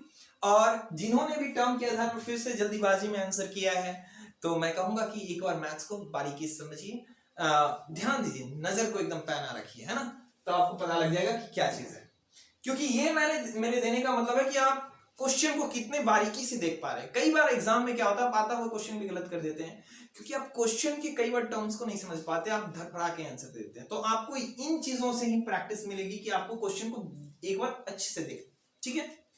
चलिए, तो अब यहां पे मैं ये बता रहा था कि 1x स्क्वायर लिखने का मतलब, यानी 1 इंटू एक्स, ये 1x स्क्वायर जो मैंने लिखा है, ये इसका मतलब वो 1 इंटू एक्स स्क्वायर। अब देखिए 1 इंटू एक्स स्क्वायर मतलब एक्स स्क्वायर नहीं होता है, तो ये लिखना थोड़ा अच्छा नहीं लगता। तो आगे चल के आप क्या करेंगे, जहां पे भी 1 बचेगा ना, तो आप जरूरी नहीं कि 1 लिखिए, ये सिंपल आप उसको एक्स स्क्वायर लिखेंगे। यहां पे कुछ नहीं है मतलब 1 है, ठीक है। जैसे एक और एग्जांपल मैं देता हूं, जैसे कहीं पे अगर लिखा हुआ है स्टूडेंट x प्लस 2x, क्या होगा इनका सम? ऐड तो हो सकता है ना, क्योंकि ये वेरिएबल सेम है, बिल्कुल ऐड हो सकता है। क्या रिजल्ट आएगा? तो कुछ बच्चे सोच रहे हैं यहाँ तो 2 है, यहाँ तो कुछ नहीं है सर, तो क्या हम कैसे रिजल्ट लाएंगे? कुछ नंबर तो होता है। यहाँ अगर कुछ नहीं है तो बच्चे क्या है? 1 है। लेकिन ये 1 दिखाने की जरूरत नहीं है, यहाँ 1 अपने आप आपको समझ लेना है। तो 2x में x जुटेगा तो कितना हो जाएगा? 3x। बात समझ में आ गई?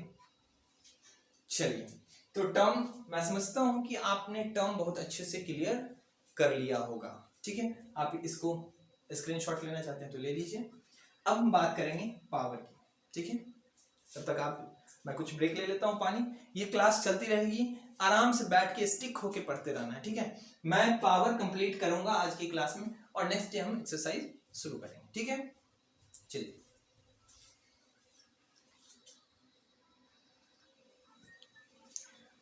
तो स्टूडेंट अब हम आ रहे हैं पावर और डिग्री के आधार पर पॉलिनोमियल्स को कितने भागों में बांटा गया है ये जानते हैं। चलिए मैं इसको इरेज कर दूं। चलिए इसको मैंने इरेज कर दिया। चलिए तो देखिए पावर के आधार पे अब मैं यहां से एक टर्म भी हटा देता हूं क्योंकि इधर से लिखना आसान हो जाएगा।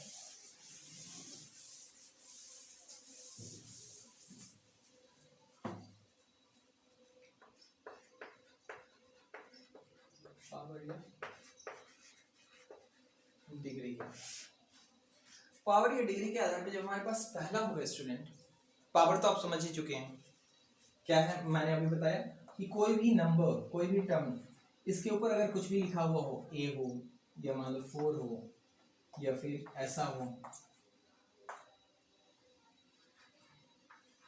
तो ये क्या कहलाती है, ये सब पावर्स हैं, ठीक है। क्या कहलाती हैं, पावर्स कहलाती हैं। चलो और इसको कैसे पढ़ते हैं, जैसे इसको हम क्या पढ़ेंगे, x to the power a, इसको हम क्या पढ़ेंगे, y टू द पावर 2, इसको क्या पढ़ेंगे, बिल्कुल 2 टू द पावर 4, इसको क्या पढ़ेंगे, x to the power 5। Very good. चलिए अब हम यहां इसी के आधार पर पढ़ेंगे।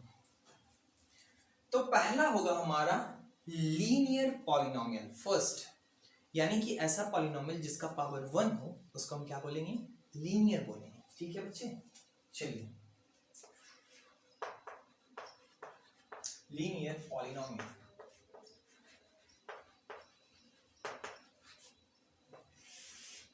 ये क्या हो गया, लीनियर पॉलिनोमियल। लीनियर पॉलिनोमियल ये देखो एल है, ये एल मैंने लिखा है, आप कंफ्यूज मत हो ना। चलिए लीनियर पॉलिनोमियल क्या है, a polynomial in which the maximum power of variable is 1 is called linear polynomial। मैं एक की डिफिनीशन लिख देता हूं, बाद बाकी डिफिनीशन आप उसी से लिख लें। a polynomial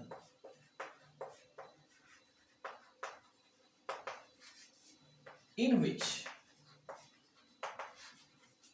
the maximum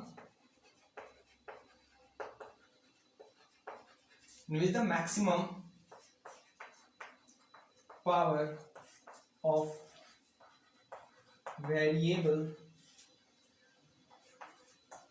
is 1 is called linear polynomial। linear polynomial किसको बोलेंगे, ऐसा polynomial जिसमें in which the maximum, हमें कैसा पावर देखना है स्टूडेंट, मैक्सिमम पावर। क्या मतलब वो हम समझेंगे, maximum power of variable is 1 is called linear polynomial. चलिए कुछ एग्जांपल लेते हैं, जैसे 2x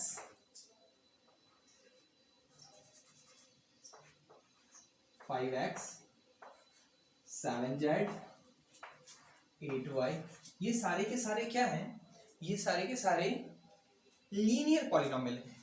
ओके, मैंने अभी आपको बताया था कि जब हम टर्म की बात करते हैं तो वहां पावर से लेना देना नहीं होता, और जब पावर की बात करते हैं तो टर्म से लेना देना नहीं होता। जरूर नहीं कि 2x में x की पावर 1 है इसलिए ये लीनियर है, 5x में x की पावर 1 है इसलिए लीनियर है, 7z में z के ऊपर कुछ कोई भी पावर नहीं मतलब 1 है यहाँ पे छिपा हुआ, 8y पे कुछ भी नहीं मतलब क्या है, इनके पास 1 छिपा हुआ। ये लिखने की जरूरत नहीं होती, बस आप समझ लीजिए, ठीक है। अगर मैं ऐसा भी लिखूं 2x प्लस y, तो ये भी क्या हो जाएगा, ये भी हो जाएगा लीनियर पॉलिनोमियल, ठीक है ना। अगर मैं ऐसा लिख दूं 5x प्लस 2, ये भी क्या हो जाएगा, लीनियर। यहाँ पे देखिए, यहाँ हमने दो वेरिएबल लिए लेकिन दोनों वेरिएबल की पावर क्या है, 1 है, इसलिए मैक्सिमम पावर जो हम चेक करते हैं तो मैक्सिमम पावर क्या है, 1 अगर हो तो लीनियर है। अच्छा चलिए मैं एक और एग्जांपल लेता हूँ जिससे आप समझेंगे कि मैक्सिमम का मतलब क्या है। जैसे सपोज करो कि मैंने लिख दिया 2x² प्लस 5x प्लस 4, तो यहां आप क्या कहेंगे, इसको क्या बोलेंगे, लीनियर बोलेंगे क्या, नहीं बोलेंगे ना। क्यों, क्योंकि डेफिनेशन में देखो तो क्या लिखा हुआ है, maximum power, of variable is 1। और यहाँ पे हम देखेंगे कि वेरिएबल का मैक्सिमम पावर क्या है। तो यहाँ देखिए x वेरिएबल है ना, वेरिएबल पे पावर यहाँ पे x पे पावर 1 है और यहाँ पे इसी x पे पावर क्या है 2 है। तो वेरिएबल पे मैक्सिमम पावर कितना आ गया 2 आ गया। तो अगर 2 पावर आ गई तो ये लीनियर में काउंट नहीं होगा। बात समझ में आई। उसके लिए फिर दूसरा नेमिंग हम करेंगे, वो हो जाएगा क्वाड्रेटिक। तो लीनियर के लिए ये जरूरी है कि वेरिएबल पे पावर क्या हो 1 हो। चलिए मुझे एक और एग्जांपल आप बताइए कि क्या ये पॉलिनोमियल है और लीनियर है या क्या है। x plus 4 to the power 2, क्या ये लीनियर पॉलिनोमियल है? नहीं है। क्यों? क्योंकि यहाँ पे पावर क्या आ गया 2। फिर से आपने गलती कर दी बच्चे। देखो डेफिनेशन मैंने इसलिए लिखाया है कि आप इस पे ध्यान दो एक बार। तो अब पॉलिनोमियल इन विच मैक्सिमम पावर तो आपने देख लिया, यहाँ पे पावर आपको दिख गया, क्या है वेरिएबल। हमें किसकी पावर देखनी है स्टूडेंट? वेरिएबल की पावर देखनी है। ये बताओ ये पावर किसकी है? कांस्टेंट की। कांस्टेंट पे कुछ भी पावर हो उससे कोई फर्क नहीं पड़ता। हमें ध्यान किस पे देना है? हमें ध्यान देना है वेरिएबल पे। वेरिएबल की पावर के हिसाब से ही according to the power of variable we decide the name of polynomial. Variable पे कितना पावर है उसी के आधार पे हम उस पॉलिनोमियल का नॉमिनक्लेचर करेंगे, यानी नामकरण करेंगे। समझ गए? तो यहाँ पे आप बताइए, इसको आप सिंपल ऐसा भी तो लिख सकते हो ना बच्चे, x प्लस 16। तो बताइए तो यहाँ पे x पे पावर कितनी है 1 ही आ गई ना। तो ये एग्जाम्पल, ये ऐसा नहीं कि ये नहीं करेंगे लीनियर, ये किसका एग्जाम्पल हुआ? लीनियर का एग्जाम्पल हुआ। बात समझ रहे हैं? चलिए तो अब हम बात करेंगे पावर 2 हो तो क्या नाम होगा, है ना। इसको आपने उतार लिया, उतार लीजिए। ध्यान आपको रखना है कि हमें वेरिएबल पे नहीं, वेरिएबल की पावर चेक करनी है, कांस्टेंट की नहीं, ठीक है। तो अगर वेरिएबल पे पावर, अब ये क्या है, ये नहीं होगा।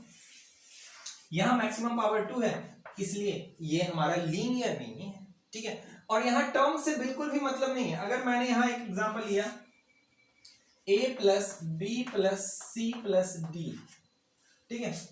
तो यहां पे देखिए सब पे पावर 1 1 ही है, और चूंकि एबीसीडी इनको वेरिएबल भी ले सकते हैं, और नहीं तो चलिए मैं कुछ और कर दूं। चलिए यहां पे जैसे 4x plus 5y plus 7z plus 8। तो देखिए यहाँ पे मैंने सब अलग अलग लिया है, ये अलग अलग एग्जांपल मैं ले रहा हूँ रैंडमली। तो यहाँ पे बताइए ये कितने टर्म्स हो गए 1 2 3 4। आपसे सेम ही एक अलजेब्रिक एक्सप्रेशन देखिए, आपसे टर्म्स के आधार पे भी नाम पूछा जा सकता है और पावर के आधार पे पूछेगा कि ये जो अलजेब्रिक एक्सप्रेशन, ये बताइए मोनोमियल है, बाइनोमियल है, क्या है, ट्राइनोमियल है। तो आप देखेंगे कि यहाँ पे तो 1 2 3 4 है, तो आप बोलेंगे पॉलिनोमियल ऑफ 4 टर्म्स, ठीक है, टर्म 4 है। और पावर के आधार पे अगर बात पूछी जाएगी तो चूंकि मैक्सिमम पावर जो वेरिएबल का है वो क्या है 1 है, यानी कि x पे भी आप देखिए 1 ही है, y पे भी 1 ही है, कोई पावर नहीं मतलब 1, z पे भी कुछ भी नहीं है यानी 1। तो ये क्या हो जाएगा? ये हो जाएगा लीनियर। बात समझ में आ गई? तो ये लीनियर हो जाएगा on the basis of power और डिग्री। और अगर टर्म की बेस पे बात करूं तो पॉलिनोमियल ऑफ कितने टर्म 1 2 3 4 टर्म। याद रखना है कि लीनियर बस हमें पावर पे फोकस करना है, टर्म्स कितने भी हो सकते हैं, बस हमें देखना है कि वेरिएबल की पावर 1 से ज्यादा नहीं होनी चाहिए। चलिए मैं इसको इरेज करूं, मैं मिटा दूं बच्चे। चलिए आपने उतार लिया होगा।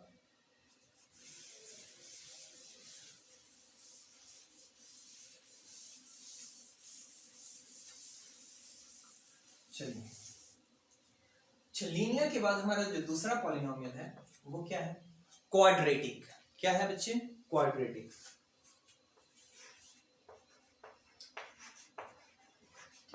Quadratic polynomial.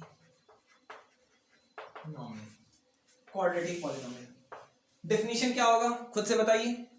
Very good, a polynomial, एकदम सही है, in which the maximum power of variable, यहां तक सब सेम रहेगा, मैक्सिमम पावर वेरिएबल, बस यहां पे क्वाड्रेटिक है तो यहां पे क्या हो जाएगा, वेरिएबल इज 1 की जगह पे 2।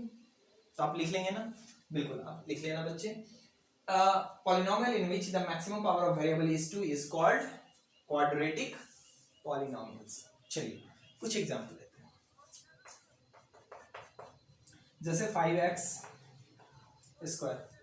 देखिए ये पॉलिनोमियल चैप्टर मैं बेसिकली 10 के लिए ले रहा हूं, लेकिन अभी जितने भी बेसिक्स चल रहे हैं ये सारी की सारी 9th की हैं।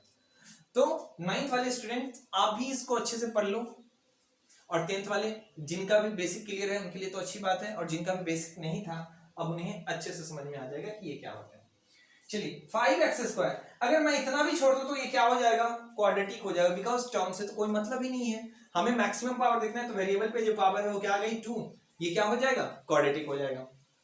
अगर और कोई एग्जांपल मैं लूं तो 7y² प्लस 5x प्लस 8। अब यहां देखिए मैक्सिमम पावर कितना है स्टूडेंट, मैक्सिमम पावर कितनी है यहाँ पे, ये एग्जांपल नंबर 2 है हमारे पास, मान लो पहला एग्जांपल, ये दूसरा एग्जांपल। तो यहाँ पे कितने टर्म्स आपको देखने नहीं, टर्म से कोई मतलब, बस आपको देखना है कि वेरिएबल पे मैक्सिमम पावर कितने, वेरिएबल पे maximum power 2, it means what, ये क्वाड्रेटिक है।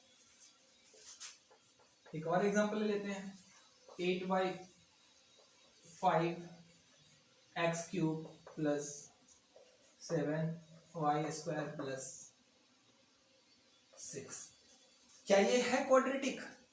तो हम मैक्सिमम पावर चेक करेंगे, मैक्सिमम पावर कितना आ गया स्टूडेंट वेरिएबल की 3, और हम जानते हैं कि 3 अगर मैक्सिमम पावर है तो वो तो क्वाड्रेटिक होगा नहीं, क्योंकि क्वाड्रेटिक में वेरिएबल की मैक्सिमम पावर कितनी बताई गई है 2, तो 2 से अगर ज्यादा हो गया तो ये क्वाड्रेटिक नहीं होगा, ये किस में आ जाएगा, क्यूबिक में आ जाएगा, ठीक नहीं होगा।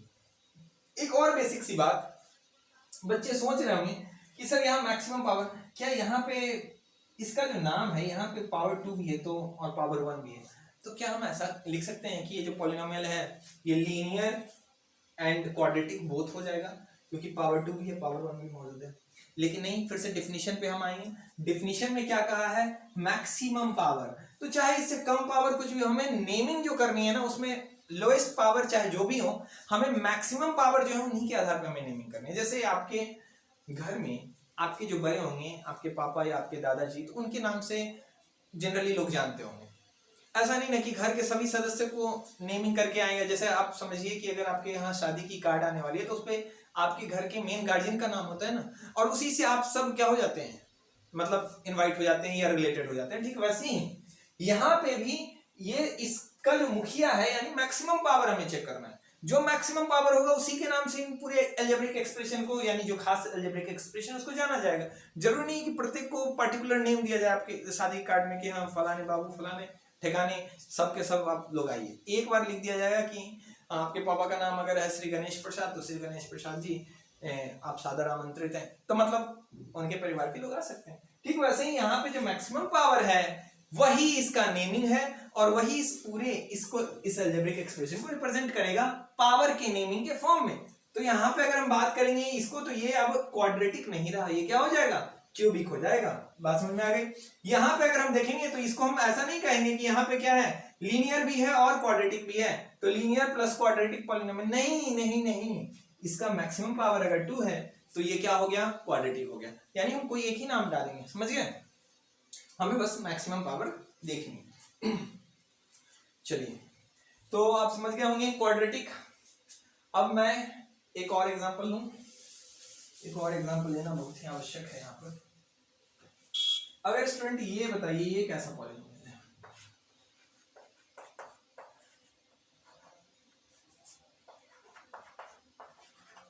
ये कैसा पॉलिनोमियल है, जल्दी से बताइए। क्या है, क्वाड्रेटिक पॉलिनोमियल है। क्यों, क्योंकि वेरिएबल में पावर क्या दिख रहा है, 2 दिख रहा है। लेकिन स्टूडेंट अगर मैं कहूं कि ये पॉलिनोमियल ही नहीं है, it is not a polynomial, आप कहेंगे ऐसा कैसे सर, ये पॉलिनोमियल क्यों नहीं है, क्या दिक्कत है, क्यों इसके साथ भेदभाव हो रहा है। मैं इसके साथ भेदभाव नहीं कर रहा स्टूडेंट, और मैं कभी भी किसी के साथ भेदभाव नहीं करता, ना तो कभी स्टूडेंट के साथ और ना ही किसी भी रिलीजन के साथ। एक शिक्षक के लिए सभी एक समान होते हैं, और मेरे बच्चे तो और कुदरत की नायाब देन है, तोहफा है, गिफ्ट फॉर मी। तो आप सब अनमोल हो बच्चे, कभी भी ये मत सोचना कि मेरे से तो अच्छा वो है, और अपने अंदर एक हीन भावना, कभी नहीं। परमात्मा ने कभी भी किसी को खराब नहीं बनाया है, सभी एक से एक हीरे नायाब है, किसी की कुछ खासियत है, किसी की कुछ खासियत है। अब आप मुझे बताओ कि सुई और तलवार की मैं कंपेयर, क्या सुई और तलवार, हम कहेंगे तलवार ज्यादा पावरफुल है, लेकिन मुझे बताइए हर काम क्या तलवार से होगी। अगर आपको कोई कपड़ा सिलना हो तो कौन काम आएगा, सुई काम आएगी, तलवार काम नहीं आएगा ना। सभी में क्वालिटी है और प्रत्येक की क्वालिटी रिस्पेक्टिव है। क्या हमारे लिए क्या मोची का इंपॉर्टेंस नहीं है, बहुत इंपॉर्टेंस है। क्या हमारे लिए जो घर बनाते हैं उन लेबर का इंपॉर्टेंस नहीं है, बहुत इंपॉर्टेंस है। सबका इंपॉर्टेंस है, सबकी अपनी अपनी एक क्वालिटी है। तो आप अपनी क्वालिटी को पहचानिए और कभी मन में हीन भावना मत लाना। आपको परमात्मा ने एक विशेष हुनर दिया है, बस आपको उसको पहचानना है, उसको निखारना है। कभी भी अगर कोई ये कहता है कि आप में क्वालिटी नहीं है, आप उनकी बातों पर ध्यान मत देना। आप एक नायाब और एक यूनिक व्यक्ति हो जो कुछ नया कर सकता है। ठीक है, चलिए यहां बात करते हैं कि ये पॉलिनोमियल क्यों नहीं है। तो यहां पे आप देखिए, यहां पे एक खास बात क्या हो रही है। अभी तक मैंने जितने भी एग्जांपल लिए आप बैक कर करके चेक कर लेना, वेरिएबल कभी भी डिनोमिनेटर में नहीं रहा था। तो जब वेरिएबल डिनोमिनेटर में आ जाए तो पॉलिनोमियल नहीं होता। यानी कि पॉलिनोमियल में कुछ रूल्स हैं, वो रूल हम अभी लिख लेंगे। हम पहले ये पावर वाला कंप्लीट कर लेते हैं। पावर वाला कंप्लीट करने के बाद हमें 2 रूल्स और लिखने हैं, जिसके बाद हमारा ये पॉलिनोमियल का जो पूरा बेसिक एकदम इतने अच्छे से क्लियर हो जाएगा कि आपसे कोई पूछे आप ऐसे बता दोगे कि जिसको कुछ नहीं आता उसको आप पढ़ा सकते हो। ठीक है, तो आप भी टीचर। तो चलो क्वाड्रेटिक पॉलिनोमियल। और बिल्कुल मैं आप लोगों से ये भी रिक्वेस्ट करूंगा कि अगर आपसे कोई पूछने आता है ना, बिल्कुल बेहिचक उसको जितना बता सकते हो बताना। ठीक है, इससे क्या होगा ना कि आपकी कॉन्सेप्ट बहुत अच्छे से क्लियर हो जाएगी। तो बताना एक कला है। ठीक है, तो आप कोशिश करेंगे कि आप स्कूल जाते हैं तो वहां भी अपने फ्रेंड्स को बताइए। ठीक है, और अगर आपके अच्छे फ्रेंड हैं, मित्र हैं और आप चाहते हैं कि वो भी अच्छे से पढ़े, तो आप उनको भी जरूर बताइए कि वो हमारे चैनल को ज्वाइन करें। और अभी मुझे आपकी सपोर्ट की बहुत जरूरत है स्टूडेंट, आप ही मेरे लिए समझ लीजिए कि सब कुछ है। तो आप अधिक से अधिक जितना अच्छा मार्क्स लेके आते हैं, जितना अच्छा करते हैं, वही मेरे लिए गुरु दक्षिणा होगी। ठीक है, चलिए तो मैं कोई फी चार्ज नहीं करने वाला और मैं बिल्कुल फ्री में आपको मैथ्स की सारी चीजें बताऊंगा, एक एक बारीक चीज जो कि आपको कहीं नहीं मिलेगी। और दूसरा, साइंस में भी फिजिक्स के न्यूमेरिकल्स ऐसे यूं होंगे, घबराने की बात बिल्कुल नहीं है। मत टेंशन लेना कि 9th में नहीं पढ़ा तो सर कैसे बनेगा, बिल्कुल बनेगा, ऐसे बनेगा। ठीक है ना, बस मैं जैसे जैसे करा रहा हूँ करते जाओ। केमिस्ट्री नहीं समझ में आती, वेरी इजी, इतना आसान है कि एकदम आसानी से। सो टेंशन नहीं लेना है, साइंस और मैथ्स के लिए टेंशन फ्री रहिए। हाँ, बायोलॉजी की क्लास मैं नहीं दूंगा आपको, मैं आपको मैथ्स, फिजिक्स, केमिस्ट्री की क्लास दूंगा। इस सब्जेक्ट के लिए आप बिल्कुल निश्चिंत रह सकते हैं। चलिए, तो क्वाड्रेटिक पॉलिनोमियल आपकी हो गई 5x² + 2x + 8। तो इसको जब वेरिएबल हमारा डिनोमिनेटर, अभी फिलहाल के लिए भी ध्यान रखिए, मैं नोट्स में भी लिखवाऊंगा कि जब वेरिएबल डिनोमिनेटर में हो तो वो पॉलिनोमियल के विरुद्ध चला जाता है, पॉलिनोमियल की कंडीशन को फॉलो नहीं करता है, इसलिए ये पॉलिनोमियल ही नहीं है। तो क्वाड्रेटिक और क्यूबिक होने का तो सवाल ही नहीं है। जब ये पॉलिनोमियल ही नहीं तो बात खत्म। ठीक है, तो आप जब भी वेरिएबल आपको डिनोमिनेटर में दिख जाए तो आप उसको मान लेंगे कि वो पॉलिनोमियल नहीं है। ठीक है, यहां तक बात समझ में आ गई। चलिए, तो क्वाड्रेटिक आप समझ गए कि ऐसा पॉलिनोमियल जिसमें मैक्सिमम पावर क्या हो, 2। अब थर्ड क्या है, क्यूबिक पॉलिनोमियल। सबको प्रॉपर लाइट मिल रही है ना। क्यूबिक पॉलिनोमियल, ऐसा पॉलिनोमियल क्या होगा, इसका डेफिनेशन लिखिए तो फटाफट से।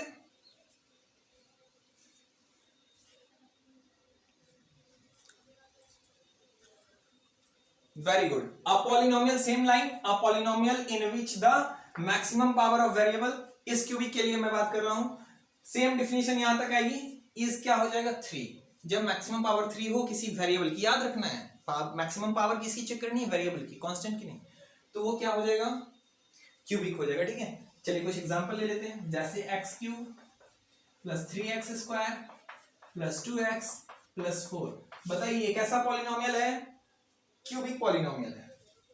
क्यों, क्योंकि मैक्सिमम पावर जो वेरिएबल की है वो क्या है, 3 है। देख लीजिए, 3 इज द मैक्सिमम पावर, तो ये क्या हो जाएगा, क्यूबिक पॉलिनोमियल हो जाएगा।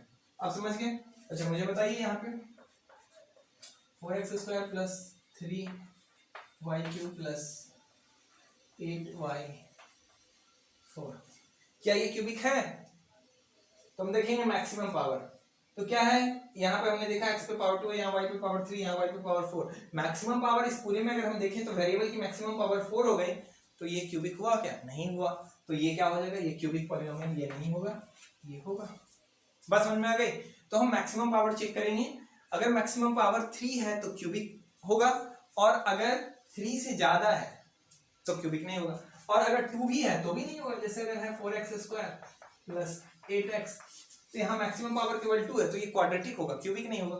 यानी हमें मैक्सिमम पावर 3 चाहिए, अगर 3 नहीं है तो वो क्यूबिक नहीं है, ठीक है। उससे कम है तो क्वाड्रेटिक या लीनियर, और उससे ज्यादा है तो फिर वो क्या हो सकता है, बाई क्वाड्रेटिक, या फिर आगे हम कहेंगे डिग्री ऑफ 5, 4 ऐसे। चलिए एग्जांपल आपने लिख लिया, मैं इरेज करूं स्टूडेंट। देखिए यहाँ पे कोई जरूरी नहीं कि इतने सारे टर्म्स, हम यहाँ पे सिंपल अगर हम एक्स क्यूब भी लिख देना तो ये भी क्या हो जाएगा, क्यूबिक पॉलिनोमियल हो जाएगा। अगर हम ऐसा भी लिख देना 4y³ प्लस 5, तो ये भी क्या हो गया, क्यूबिक पॉलिनोमियल, ठीक है। लेकिन क्या ये होगा बताइए, 8 बाई y³ प्लस 4, क्या ये क्यूबिक पॉलिनोमियल होगा? वेरी गुड, नहीं होगा। क्यों? क्योंकि यहाँ पे वेरिएबल जो है कहाँ आ गया स्टूडेंट, डिनोमिनेटर में, और वेरिएबल डिनोमिनेटर में एक्सेप्टेड नहीं है। किस चैप्टर में? पॉलिनोमियल, केवल इस पॉलिनोमियल चैप्टर की मैं बात कर रहा हूँ। इस पॉलिनोमियल में वेरिएबल को डिनोमिनेटर में एक्सेप्ट नहीं करते हैं, इसलिए ये क्या हो जाएगा, पॉलिनोमियल ही नहीं होगा। तो क्या है पावर, उससे कोई लेना ही देना नहीं। चलो क्यूबिक के बाद अब मैं बात करूंगा आपसे किसकी, क्यूबिक के बाद होगी, क्यूबिक के बाद होगी हमारी बात बाई क्वाड्रेटिक से।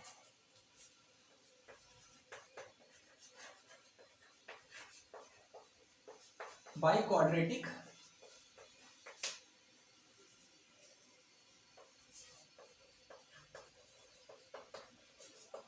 By quadratic polynomial. देखिए क्वाड्रेटिक में बाई लगा दिए, पहले से वो 2 था ही और 2 और लगा दिए तो कितना हो जाएगा, 4। तो बाई क्वाड्रेटिक पॉलिनोमियल क्या हो जाएंगे, सेम डिफिनीशन कि a polynomial in which maximum power of variable is 4 is called by quadratic. देखिए बाई क्वाड्रेटिक का एक और नाम है, बाई क्वाड्रेटिक पॉलिनोमियल को एक और नाम से जानते हैं, क्वार्टिक, QUARTIC। ये बाई क्वाड्रेटिक का ही एक दूसरा नाम है, क्वार्टिक। तो बाई क्वाड्रेटिक को ही क्वार्टिक भी बोलते हैं। क्या होता है ये, जिसमें मैक्सिमम पावर 4 हो। जैसे एग्जांपल की अगर मैं बात करूं तो x⁴ जैसे 4 एक एग्जांपल हो सकता है, बिल्कुल एक टर्म है, टर्म से कोई मतलब नहीं, हमें क्या देखना है, मैक्सिमम पावर। दूसरा एग्जांपल मैं लूं तो हो सकता है क्या, 4x⁴ plus 5y plus 8, maximum power of variable क्या है, 4 है, तो ये क्या हो गया, बाई क्वाड्रेटिक पॉलिनोमियल हो गया। स्टूडेंट मैं उम्मीद करता हूं कि आज आप पॉलिनोमियल्स की जितनी भी बेसिक बातें थी वो आप समझ गए होंगे। बहुत अच्छे से आप समझ पाए होंगे कि वेरिएबल क्या है, क्यों उसे हम वेरिएबल कहते हैं, क्यों उसकी वैल्यू बदलती रहती है। दूसरा हमने देखा कांस्टेंट क्या है, जिसकी वैल्यू नहीं बदलती। अगला हमने समझा टर्म क्या है, टर्म को कौन बनाता है, तो हमने देखा कि प्लस माइनस टर्म्स बनाते हैं, डिवीजन एंड मल्टीप्लिकेशन टर्म नहीं बनाते हैं। अगला हमने देखा डिग्री और पावर क्या है, तो और डिग्री और पावर के आधार पे पॉलिनोमियल को भी हमने समझा, और टर्म के आधार पे भी हमने पॉलिनोमियल को समझा। तो पॉलिनोमियल को हम 2 टाइप से पढ़े, एक टर्म के आधार पे उनका नेमिंग किया और एक नेमिंग हमने उनके पावर के आधार पे किया, ठीक है। चलिए अब इंपॉर्टेंट 2 नोट है वो हम लिख लेते हैं कि कौन कौन सा कंडीशन है जो कि पॉलिनोमियल नहीं होने का है, जो कि बहुत जरूरी है स्टूडेंट पॉलिनोमियल चैप्टर के लिए। मैं इसको इरेज करूं, डेफिनेशन आप सबके लिख लेंगे। चलिए मैं इरेज कर रहा हूं, बस ये टॉपिक बता के आज की क्लास में समाप्त करूंगा।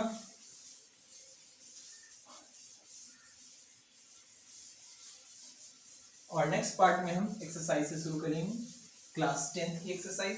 देखिए ये जो क्लास है ये 9th के लिए भी है और 10th के लिए भी। अगला क्लास अगर मैं 10th के लिए शुरू करूंगा तो शायद वो 9th से मैच नहीं करे, ठीक है। चलिए तो नोट नंबर 1 लिखिएगा कि कौन कौन से ऐसे कंडीशन है जिसमें कोई भी चीज पॉलिनोमियल होगी या नहीं होगी। देखिए अगर आप लंबी चौड़ी लाइन लिखना चाहते हैं तो वो भी मैं लिखा सकता हूं, और अगर आप एकदम शॉर्ट में समझना चाहते हैं तो वो भी। मुझे लगता है कि आप केवल शॉर्ट में समझ लें वो ज्यादा बेहतर है, लंबी लाइन से भी बोलेंगे तो मैं लिखा दूंगा। तो देखिए पहला कह रहा है कि which of the following are not the polynomial, आप ऐसे ध्यान, या फिर ऐसा पहला पॉइंट आप ऐसा समझिए कि अगर वेरिएबल किस में हो, डिनोमिनेटर में हो, तो ये पॉलिनोमियल में काउंट नहीं होते। If variables are in denominator, then the algebraic expression is considered to be not a polynomial.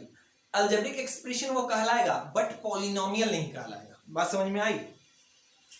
ठीक वैसे ही जैसे आदमी होते हैं, कोई पढ़ा लिखा है, कोई आदमी तो सब है, लेकिन अब मान लीजिए कि एक डॉक्टर एक इंजीनियर, तो आप कैसे कहते हैं ये डॉक्टर है, ये डॉक्टर नहीं है। आदमी तो वो भी है, लेकिन इसके पास एक विशेष क्षमता है डॉक्टर की और उसके पास वो क्षमता नहीं है। ठीक वैसे ही यहाँ पॉलिनोमियल में हमने कैटेगराइज कर दिया है कि अगर वेरिएबल डिनोमिनेटर में आता है तो वो पॉलिनोमियल में कंसीडर नहीं किया जाएगा। वेरिएबल का डिनोमिनेटर में आना एक और बात को दिखाता है स्टूडेंट। क्या दिखाता है कि अगर आपने एक्सपोनेंट के चैप्टर पढ़े हो तो अगर मान लो कहीं पे लिखा हुआ है x टू द पावर मान लो यहाँ 5, तो इसको हम ऐसा लिख सकते हैं x टू द पावर को ऊपर ले जाके, जब नीचे में पावर अगर हो तो उसको अगर ऊपर हम ले जाके लिखें तो उसमें माइनस लग जाता है। आपको एक्सपोनेंट की ये रूल याद आ रहे होंगे कि क्या था, x to the power 1 by x to the power n होता था, जिसको हम लिखते थे x to the power minus n। तो देखिए पावर का ये वेरिएबल का नीचे होना या वेरिएबल के ऊपर पावर का नेगेटिव होना, बोथ आर सेम थिंग्स। सो ये दोनों ही चीज कंडीशन अप्लाई होगी कि या तो वेरिएबल डिनोमिनेटर में ना हो या फिर वेरिएबल का जो पावर हो वो नेगेटिव नहीं हो। तो वेरिएबल का ना तो पावर नेगेटिव होना चाहिए और ना ही क्या होना चाहिए, ना ही वेरिएबल डिनोमिनेटर में होना चाहिए। ये बातें आपको ध्यान रखनी है। तो यहां से मैं एक एग्जांपल लेके उसको कट करके दिखा दूंगा कि पॉलिनोमियल क्यों नहीं होगा। रुक जाइए, अब सेंटेंस ही लिखिए। Power of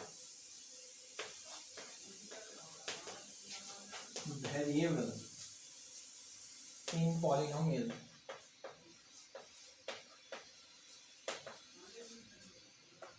is never be in negative और पावर हमने लिखा है नेगेटिव और फ्रैक्शन।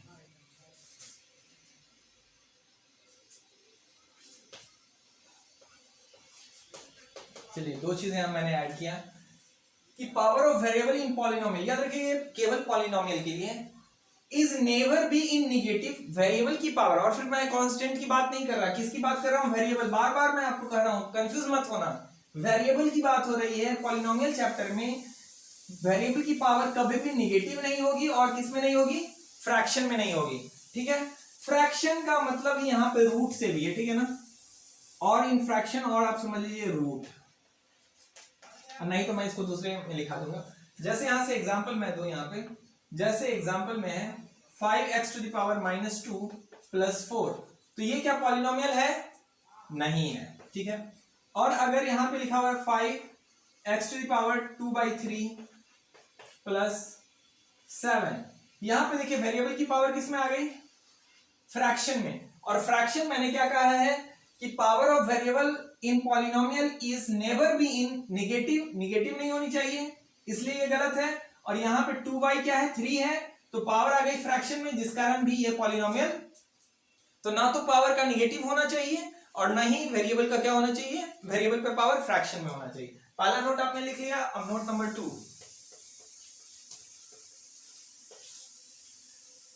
अब मैंने इसको ही लिखा दिया, ऐसे आप लिख लीजिए, variable can never be in, variable can never be in root or denominator।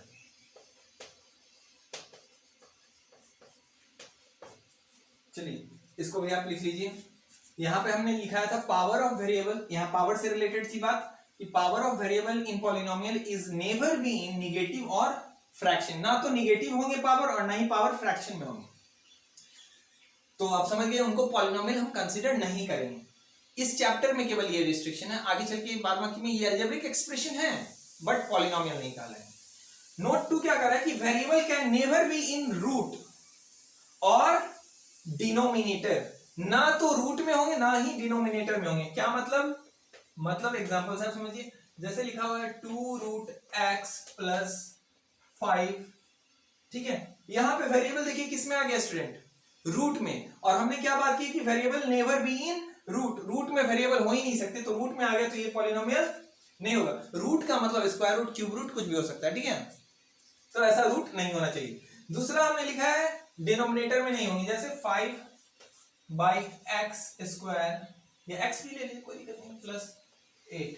अब यहां देखिए वेरिएबल किस में आ गए, ये था रूट, इसलिए नहीं हुए। ये क्या हो गया, डिनोमिनेटर में है, इसलिए भी ये भी नहीं होगा। तो आप समझ गए कि कौन कौन से कंडीशन है हमारे पास। पहला कंडीशन ये है कि पावर, अगर हम पावर की बात करें तो पावर के फॉर्म में ना तो हमें निगेटिव चाहिए ना ही फ्रैक्शन चाहिए वेरिएबल पे, कांस्टेंट पे हो सकता है। देखिए इस बात को ध्यान रखिए, मैं बार बार कर रहा हूं, जैसे ऐसा हो सकता है कि x प्लस 5 पे पावर -4 चलेगा, वाई, क्योंकि ये कांस्टेंट पे है ना पावर, इससे कोई लेना नहीं, कांस्टेंट पे हमें कोई मतलब ही नहीं, कांस्टेंट से हमें मतलब किससे है, वेरिएबल से। यहाँ पे तो यहाँ वेरिएबल पे चेक करना, वेरिएबल पे तो पावर निगेटिव नहीं है, नहीं है, वेरिएबल पे पावर फ्रैक्शन में तो नहीं है, नहीं है, तो बिल्कुल ये पॉलिनोमियल होगा, ये होगा, क्योंकि यहाँ कांस्टेंट। ठीक उसी तरीके से यहाँ पे वेरिएबल रूट में नहीं होना चाहिए और वेरिएबल डिनोमिनेटर में नहीं होना चाहिए, लेकिन अगर कोई नंबर रूट में है तो चलेगा, जैसे x, या ऐसा कर दीजिए इसको कि √2x प्लस 8। अब यहाँ पे नंबर रूट में, ये x रूट से बाहर है, तो ये पॉलिनोमियल होगा, केवल रूट से आप काट नहीं सकते, क्योंकि यहाँ मैंने क्या बताया है, देखिए तो variable can never be in root, तो वेरिएबल की बात हो रही, कांस्टेंट की नहीं, इसलिए वेरिएबल रूट में नहीं हो, कांस्टेंट हो सकता है, इसलिए ये वाला पॉलिनोमियल है, लेकिन ये वाला पॉलिनोमियल नहीं है, ठीक है। नेक्स्ट यहाँ पे देखिए वेरिएबल जो है उसको डिनोमिनेटर में नहीं होना है, कांस्टेंट डिनोमिनेटर में हो सकता है, x/2 + 4 होगा पॉलिनोमियल, कांस्टेंट है ना ये डिनोमिनेटर में, कोई दिक्कत नहीं है, ठीक है, बात समझ में आ गई। तो आज की क्लास हम यहीं समाप्त करेंगे। आप बस इतना समझ लीजिए कि ये जो चीजें मैंने आपको आज बताई, ये बहुत ही बेसिक और बहुत ही इंपॉर्टेंट चीजें थी पॉलिनोमियल से रिलेटेड, आपको इन चीजों को ध्यान रखना है। तो आज हमने क्या क्या सीखा, आज हमने पॉलिनोमियल के बारे में, कांस्टेंट, वेरिएबल, उसके बाद हमने टर्म्स, पावर, और कौन कौन सी चीज और क्या क्या कंडीशन है जो पॉलिनोमियल नहीं हो सकता कोई भी चीज, इसके बारे में हमने जाना। अब हम अपने नेक्स्ट लेक्चर में ये जानेंगे कि किस प्रकार से क्वेश्चंस में हमें जीरोस फाइंड करना है। ये तो बहुत बेसिक चीजें थी, अब क्लास 10th के जितने भी स्टूडेंट हैं वो ध्यान देंगे, क्लास 9th वाले तो इतने कॉन्सेप्ट पे अपना 1-2 एक्सरसाइज कंप्लीट कर सकते हैं क्योंकि उनमें जो एक्सरसाइज है उनमें यही पता करना है पहले एक्सरसाइज में कि कौन लीनियर है, क्वाड्रेटिक है, क्यूबिक है, या मोनोमियल है, बाइनोमियल है, ट्राइनोमियल है। अच्छा, 2 कॉन्सेप्ट और रह गए हैं, मैं उनको भी क्लियर कर दूं स्टूडेंट, 2 कॉन्सेप्ट, उनको भी आप जान ही लीजिए ताकि सारी बेसिक क्लासें एक ही बार में कंप्लीट हो जाए। मैं इसको इरेज करूं, आप स्क्रीनशॉट ले लीजिए फटाफट से, ये बहुत इंपॉर्टेंट चीजें हैं, ये आपको मिलेगी नहीं जनरली बुक में कहीं लिखी हुई, या कोई टीचर भी जल्दी एक्सप्लेन नहीं करते हैं, वो केवल आपको एग्जाम्पल में कह देते हैं कि ऐसा है वैसा नहीं होगा, वैसा है वैसा नहीं होगा, बट आपको एक प्रॉपर वे में इसको उतार लेना है। स्क्रीनशॉट आप ले लीजिए या लिख लीजिए, ठीक है, मैं इसको इरेज कर रहा हूं। 2 इंपॉर्टेंट चीजें और जो बहुत जरूरी है जाननी, वो आप जान लीजिए।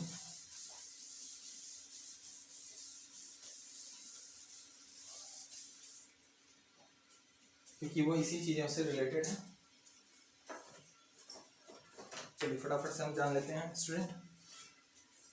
कांस्टेंट पॉलिनोमियल और जीरो पॉलिनोमियल, 2 टर्म बहुत ही जरूरी हैं ऑब्जेक्टिव पॉइंट ऑफ व्यू से भी।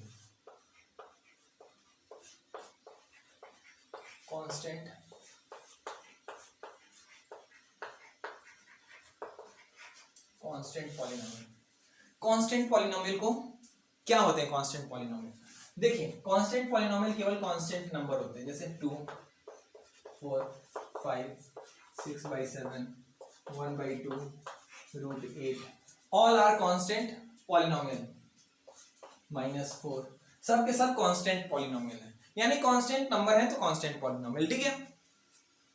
ओके, अब आपसे अगर पूछा जाए कि डिग्री, यहां पे सबसे इंपॉर्टेंट क्वेश्चन ये पूछी जाती है कि डिग्री ऑफ कांस्टेंट पॉलिनोमियल या फिर पावर ऑफ कांस्टेंट पॉलिनोमियल, आपसे पूछा जाएगा कि power of constant polynomial, power of constant,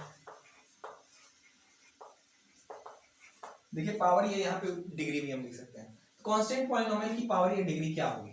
तो देखिए कांस्टेंट पॉलिनोमियल आप कहेंगे सर, जैसे मैं एक एग्जांपल लूं, जैसे मान लो मैंने 2 टू पावर 2 लिख दिया, तो डिग्री क्या होगी 2? बिल्कुल नहीं, क्योंकि मैंने कहा है कि डिग्री या पावर हम कंसीडर किसकी करते हैं? वेरिएबल की। यहाँ तो वेरिएबल है ही नहीं। 2 पे पावर 2 का मतलब क्या? 4। 4 पे क्या डिग्री है? कोई डिग्री नहीं, मतलब 1 है केवल ना। तो हमें डिग्री जब भी हम बात करेंगे या पावर की बात करेंगे तो हमें वेरिएबल चाहिए होगा, उसके ऊपर जो पावर होगी वही डिफाइन करेगा डिग्री। कांस्टेंट के पावर डिग्री को डिफाइन नहीं कर सकते, ठीक है। तो आप यहां पे बताइए क्या होगा? ये होगा नहीं। तो जैसे सपोज कीजिए कोई भी नंबर है, जैसे यहां पे मैंने मान लो 4 ही लिया, इसमें मुझे डिग्री खोजनी है, तो क्या मैं ऐसा कर सकता हूं? आपने पढ़ा होगा एक्सपोनेंट चैप्टर में कि अगर किसी वेरिएबल पे या किसी भी नंबर पे पावर 0 हो तो उसकी वैल्यू 1 होगी। तो क्या हम 4 को ऐसा लिख सकते हैं स्टूडेंट 4 इंटू 1? बिल्कुल लिख सकते हैं, 4 इंटू 1 4 ही होता है।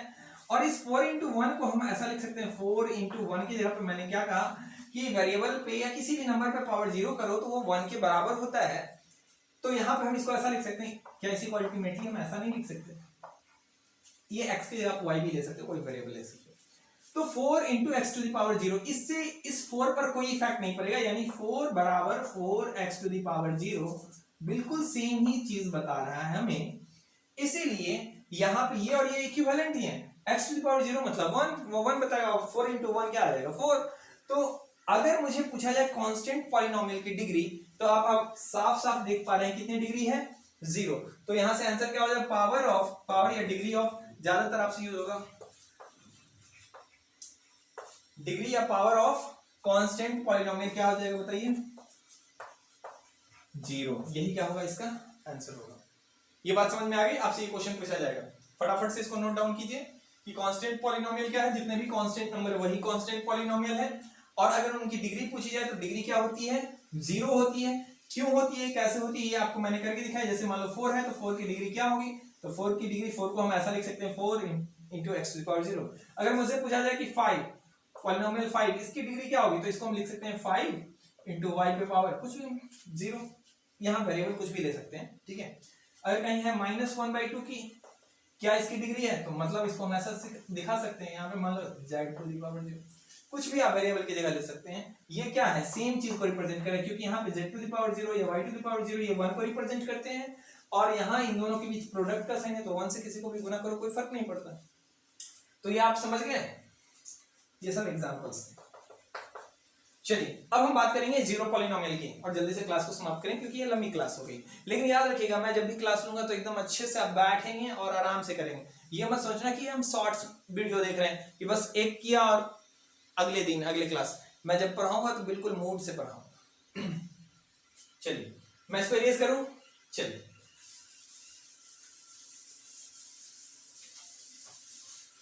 अब कांस्टेंट पॉलिनोमियल के बाद एक और आता है 0 पॉलिनोमियल।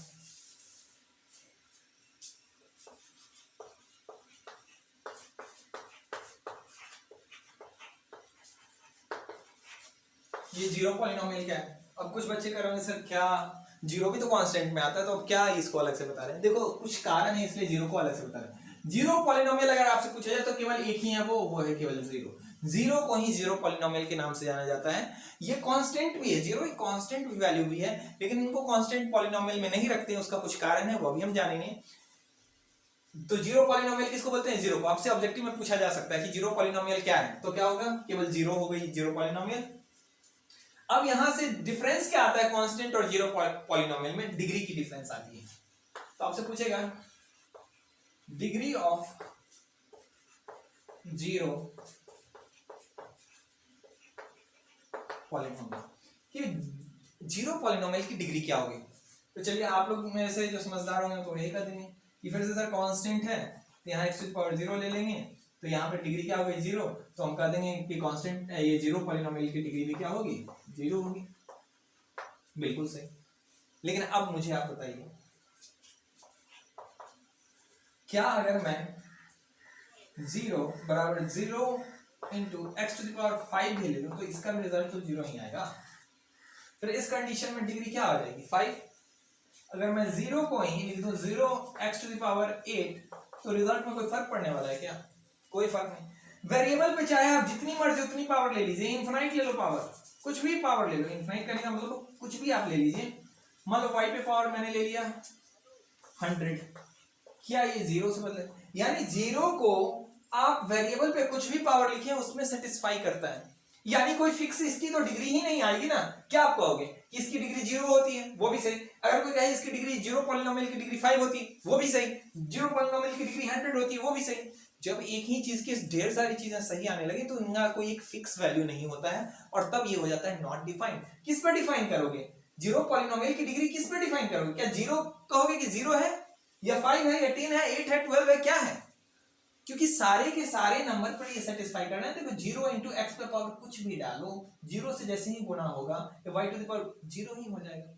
तो ये जीरो के इक्विवेलेंट तो आ ही गया। और डिग्री के फॉर्म में अगर हमें रिप्रेजेंट करना है तो हमें वेरिएबल की पावर लिखनी होती है, तो वेरिएबल की तो कोई भी पावर को ये सेटिस्फाई कर रहा है, इसीलिए यहाँ पे कोई एक फिक्स एक डेफिनेट कोई वैल्यू नहीं है, इसलिए इसको नॉट डिफाइंड बोलते हैं। So degree of zero polynomial zero नहीं होगी, क्योंकि ये कुछ भी हो सकती है, 1 2 3 4 5 6 7 8 कुछ भी हो सकती है, इसलिए इसको हम बोलेंगे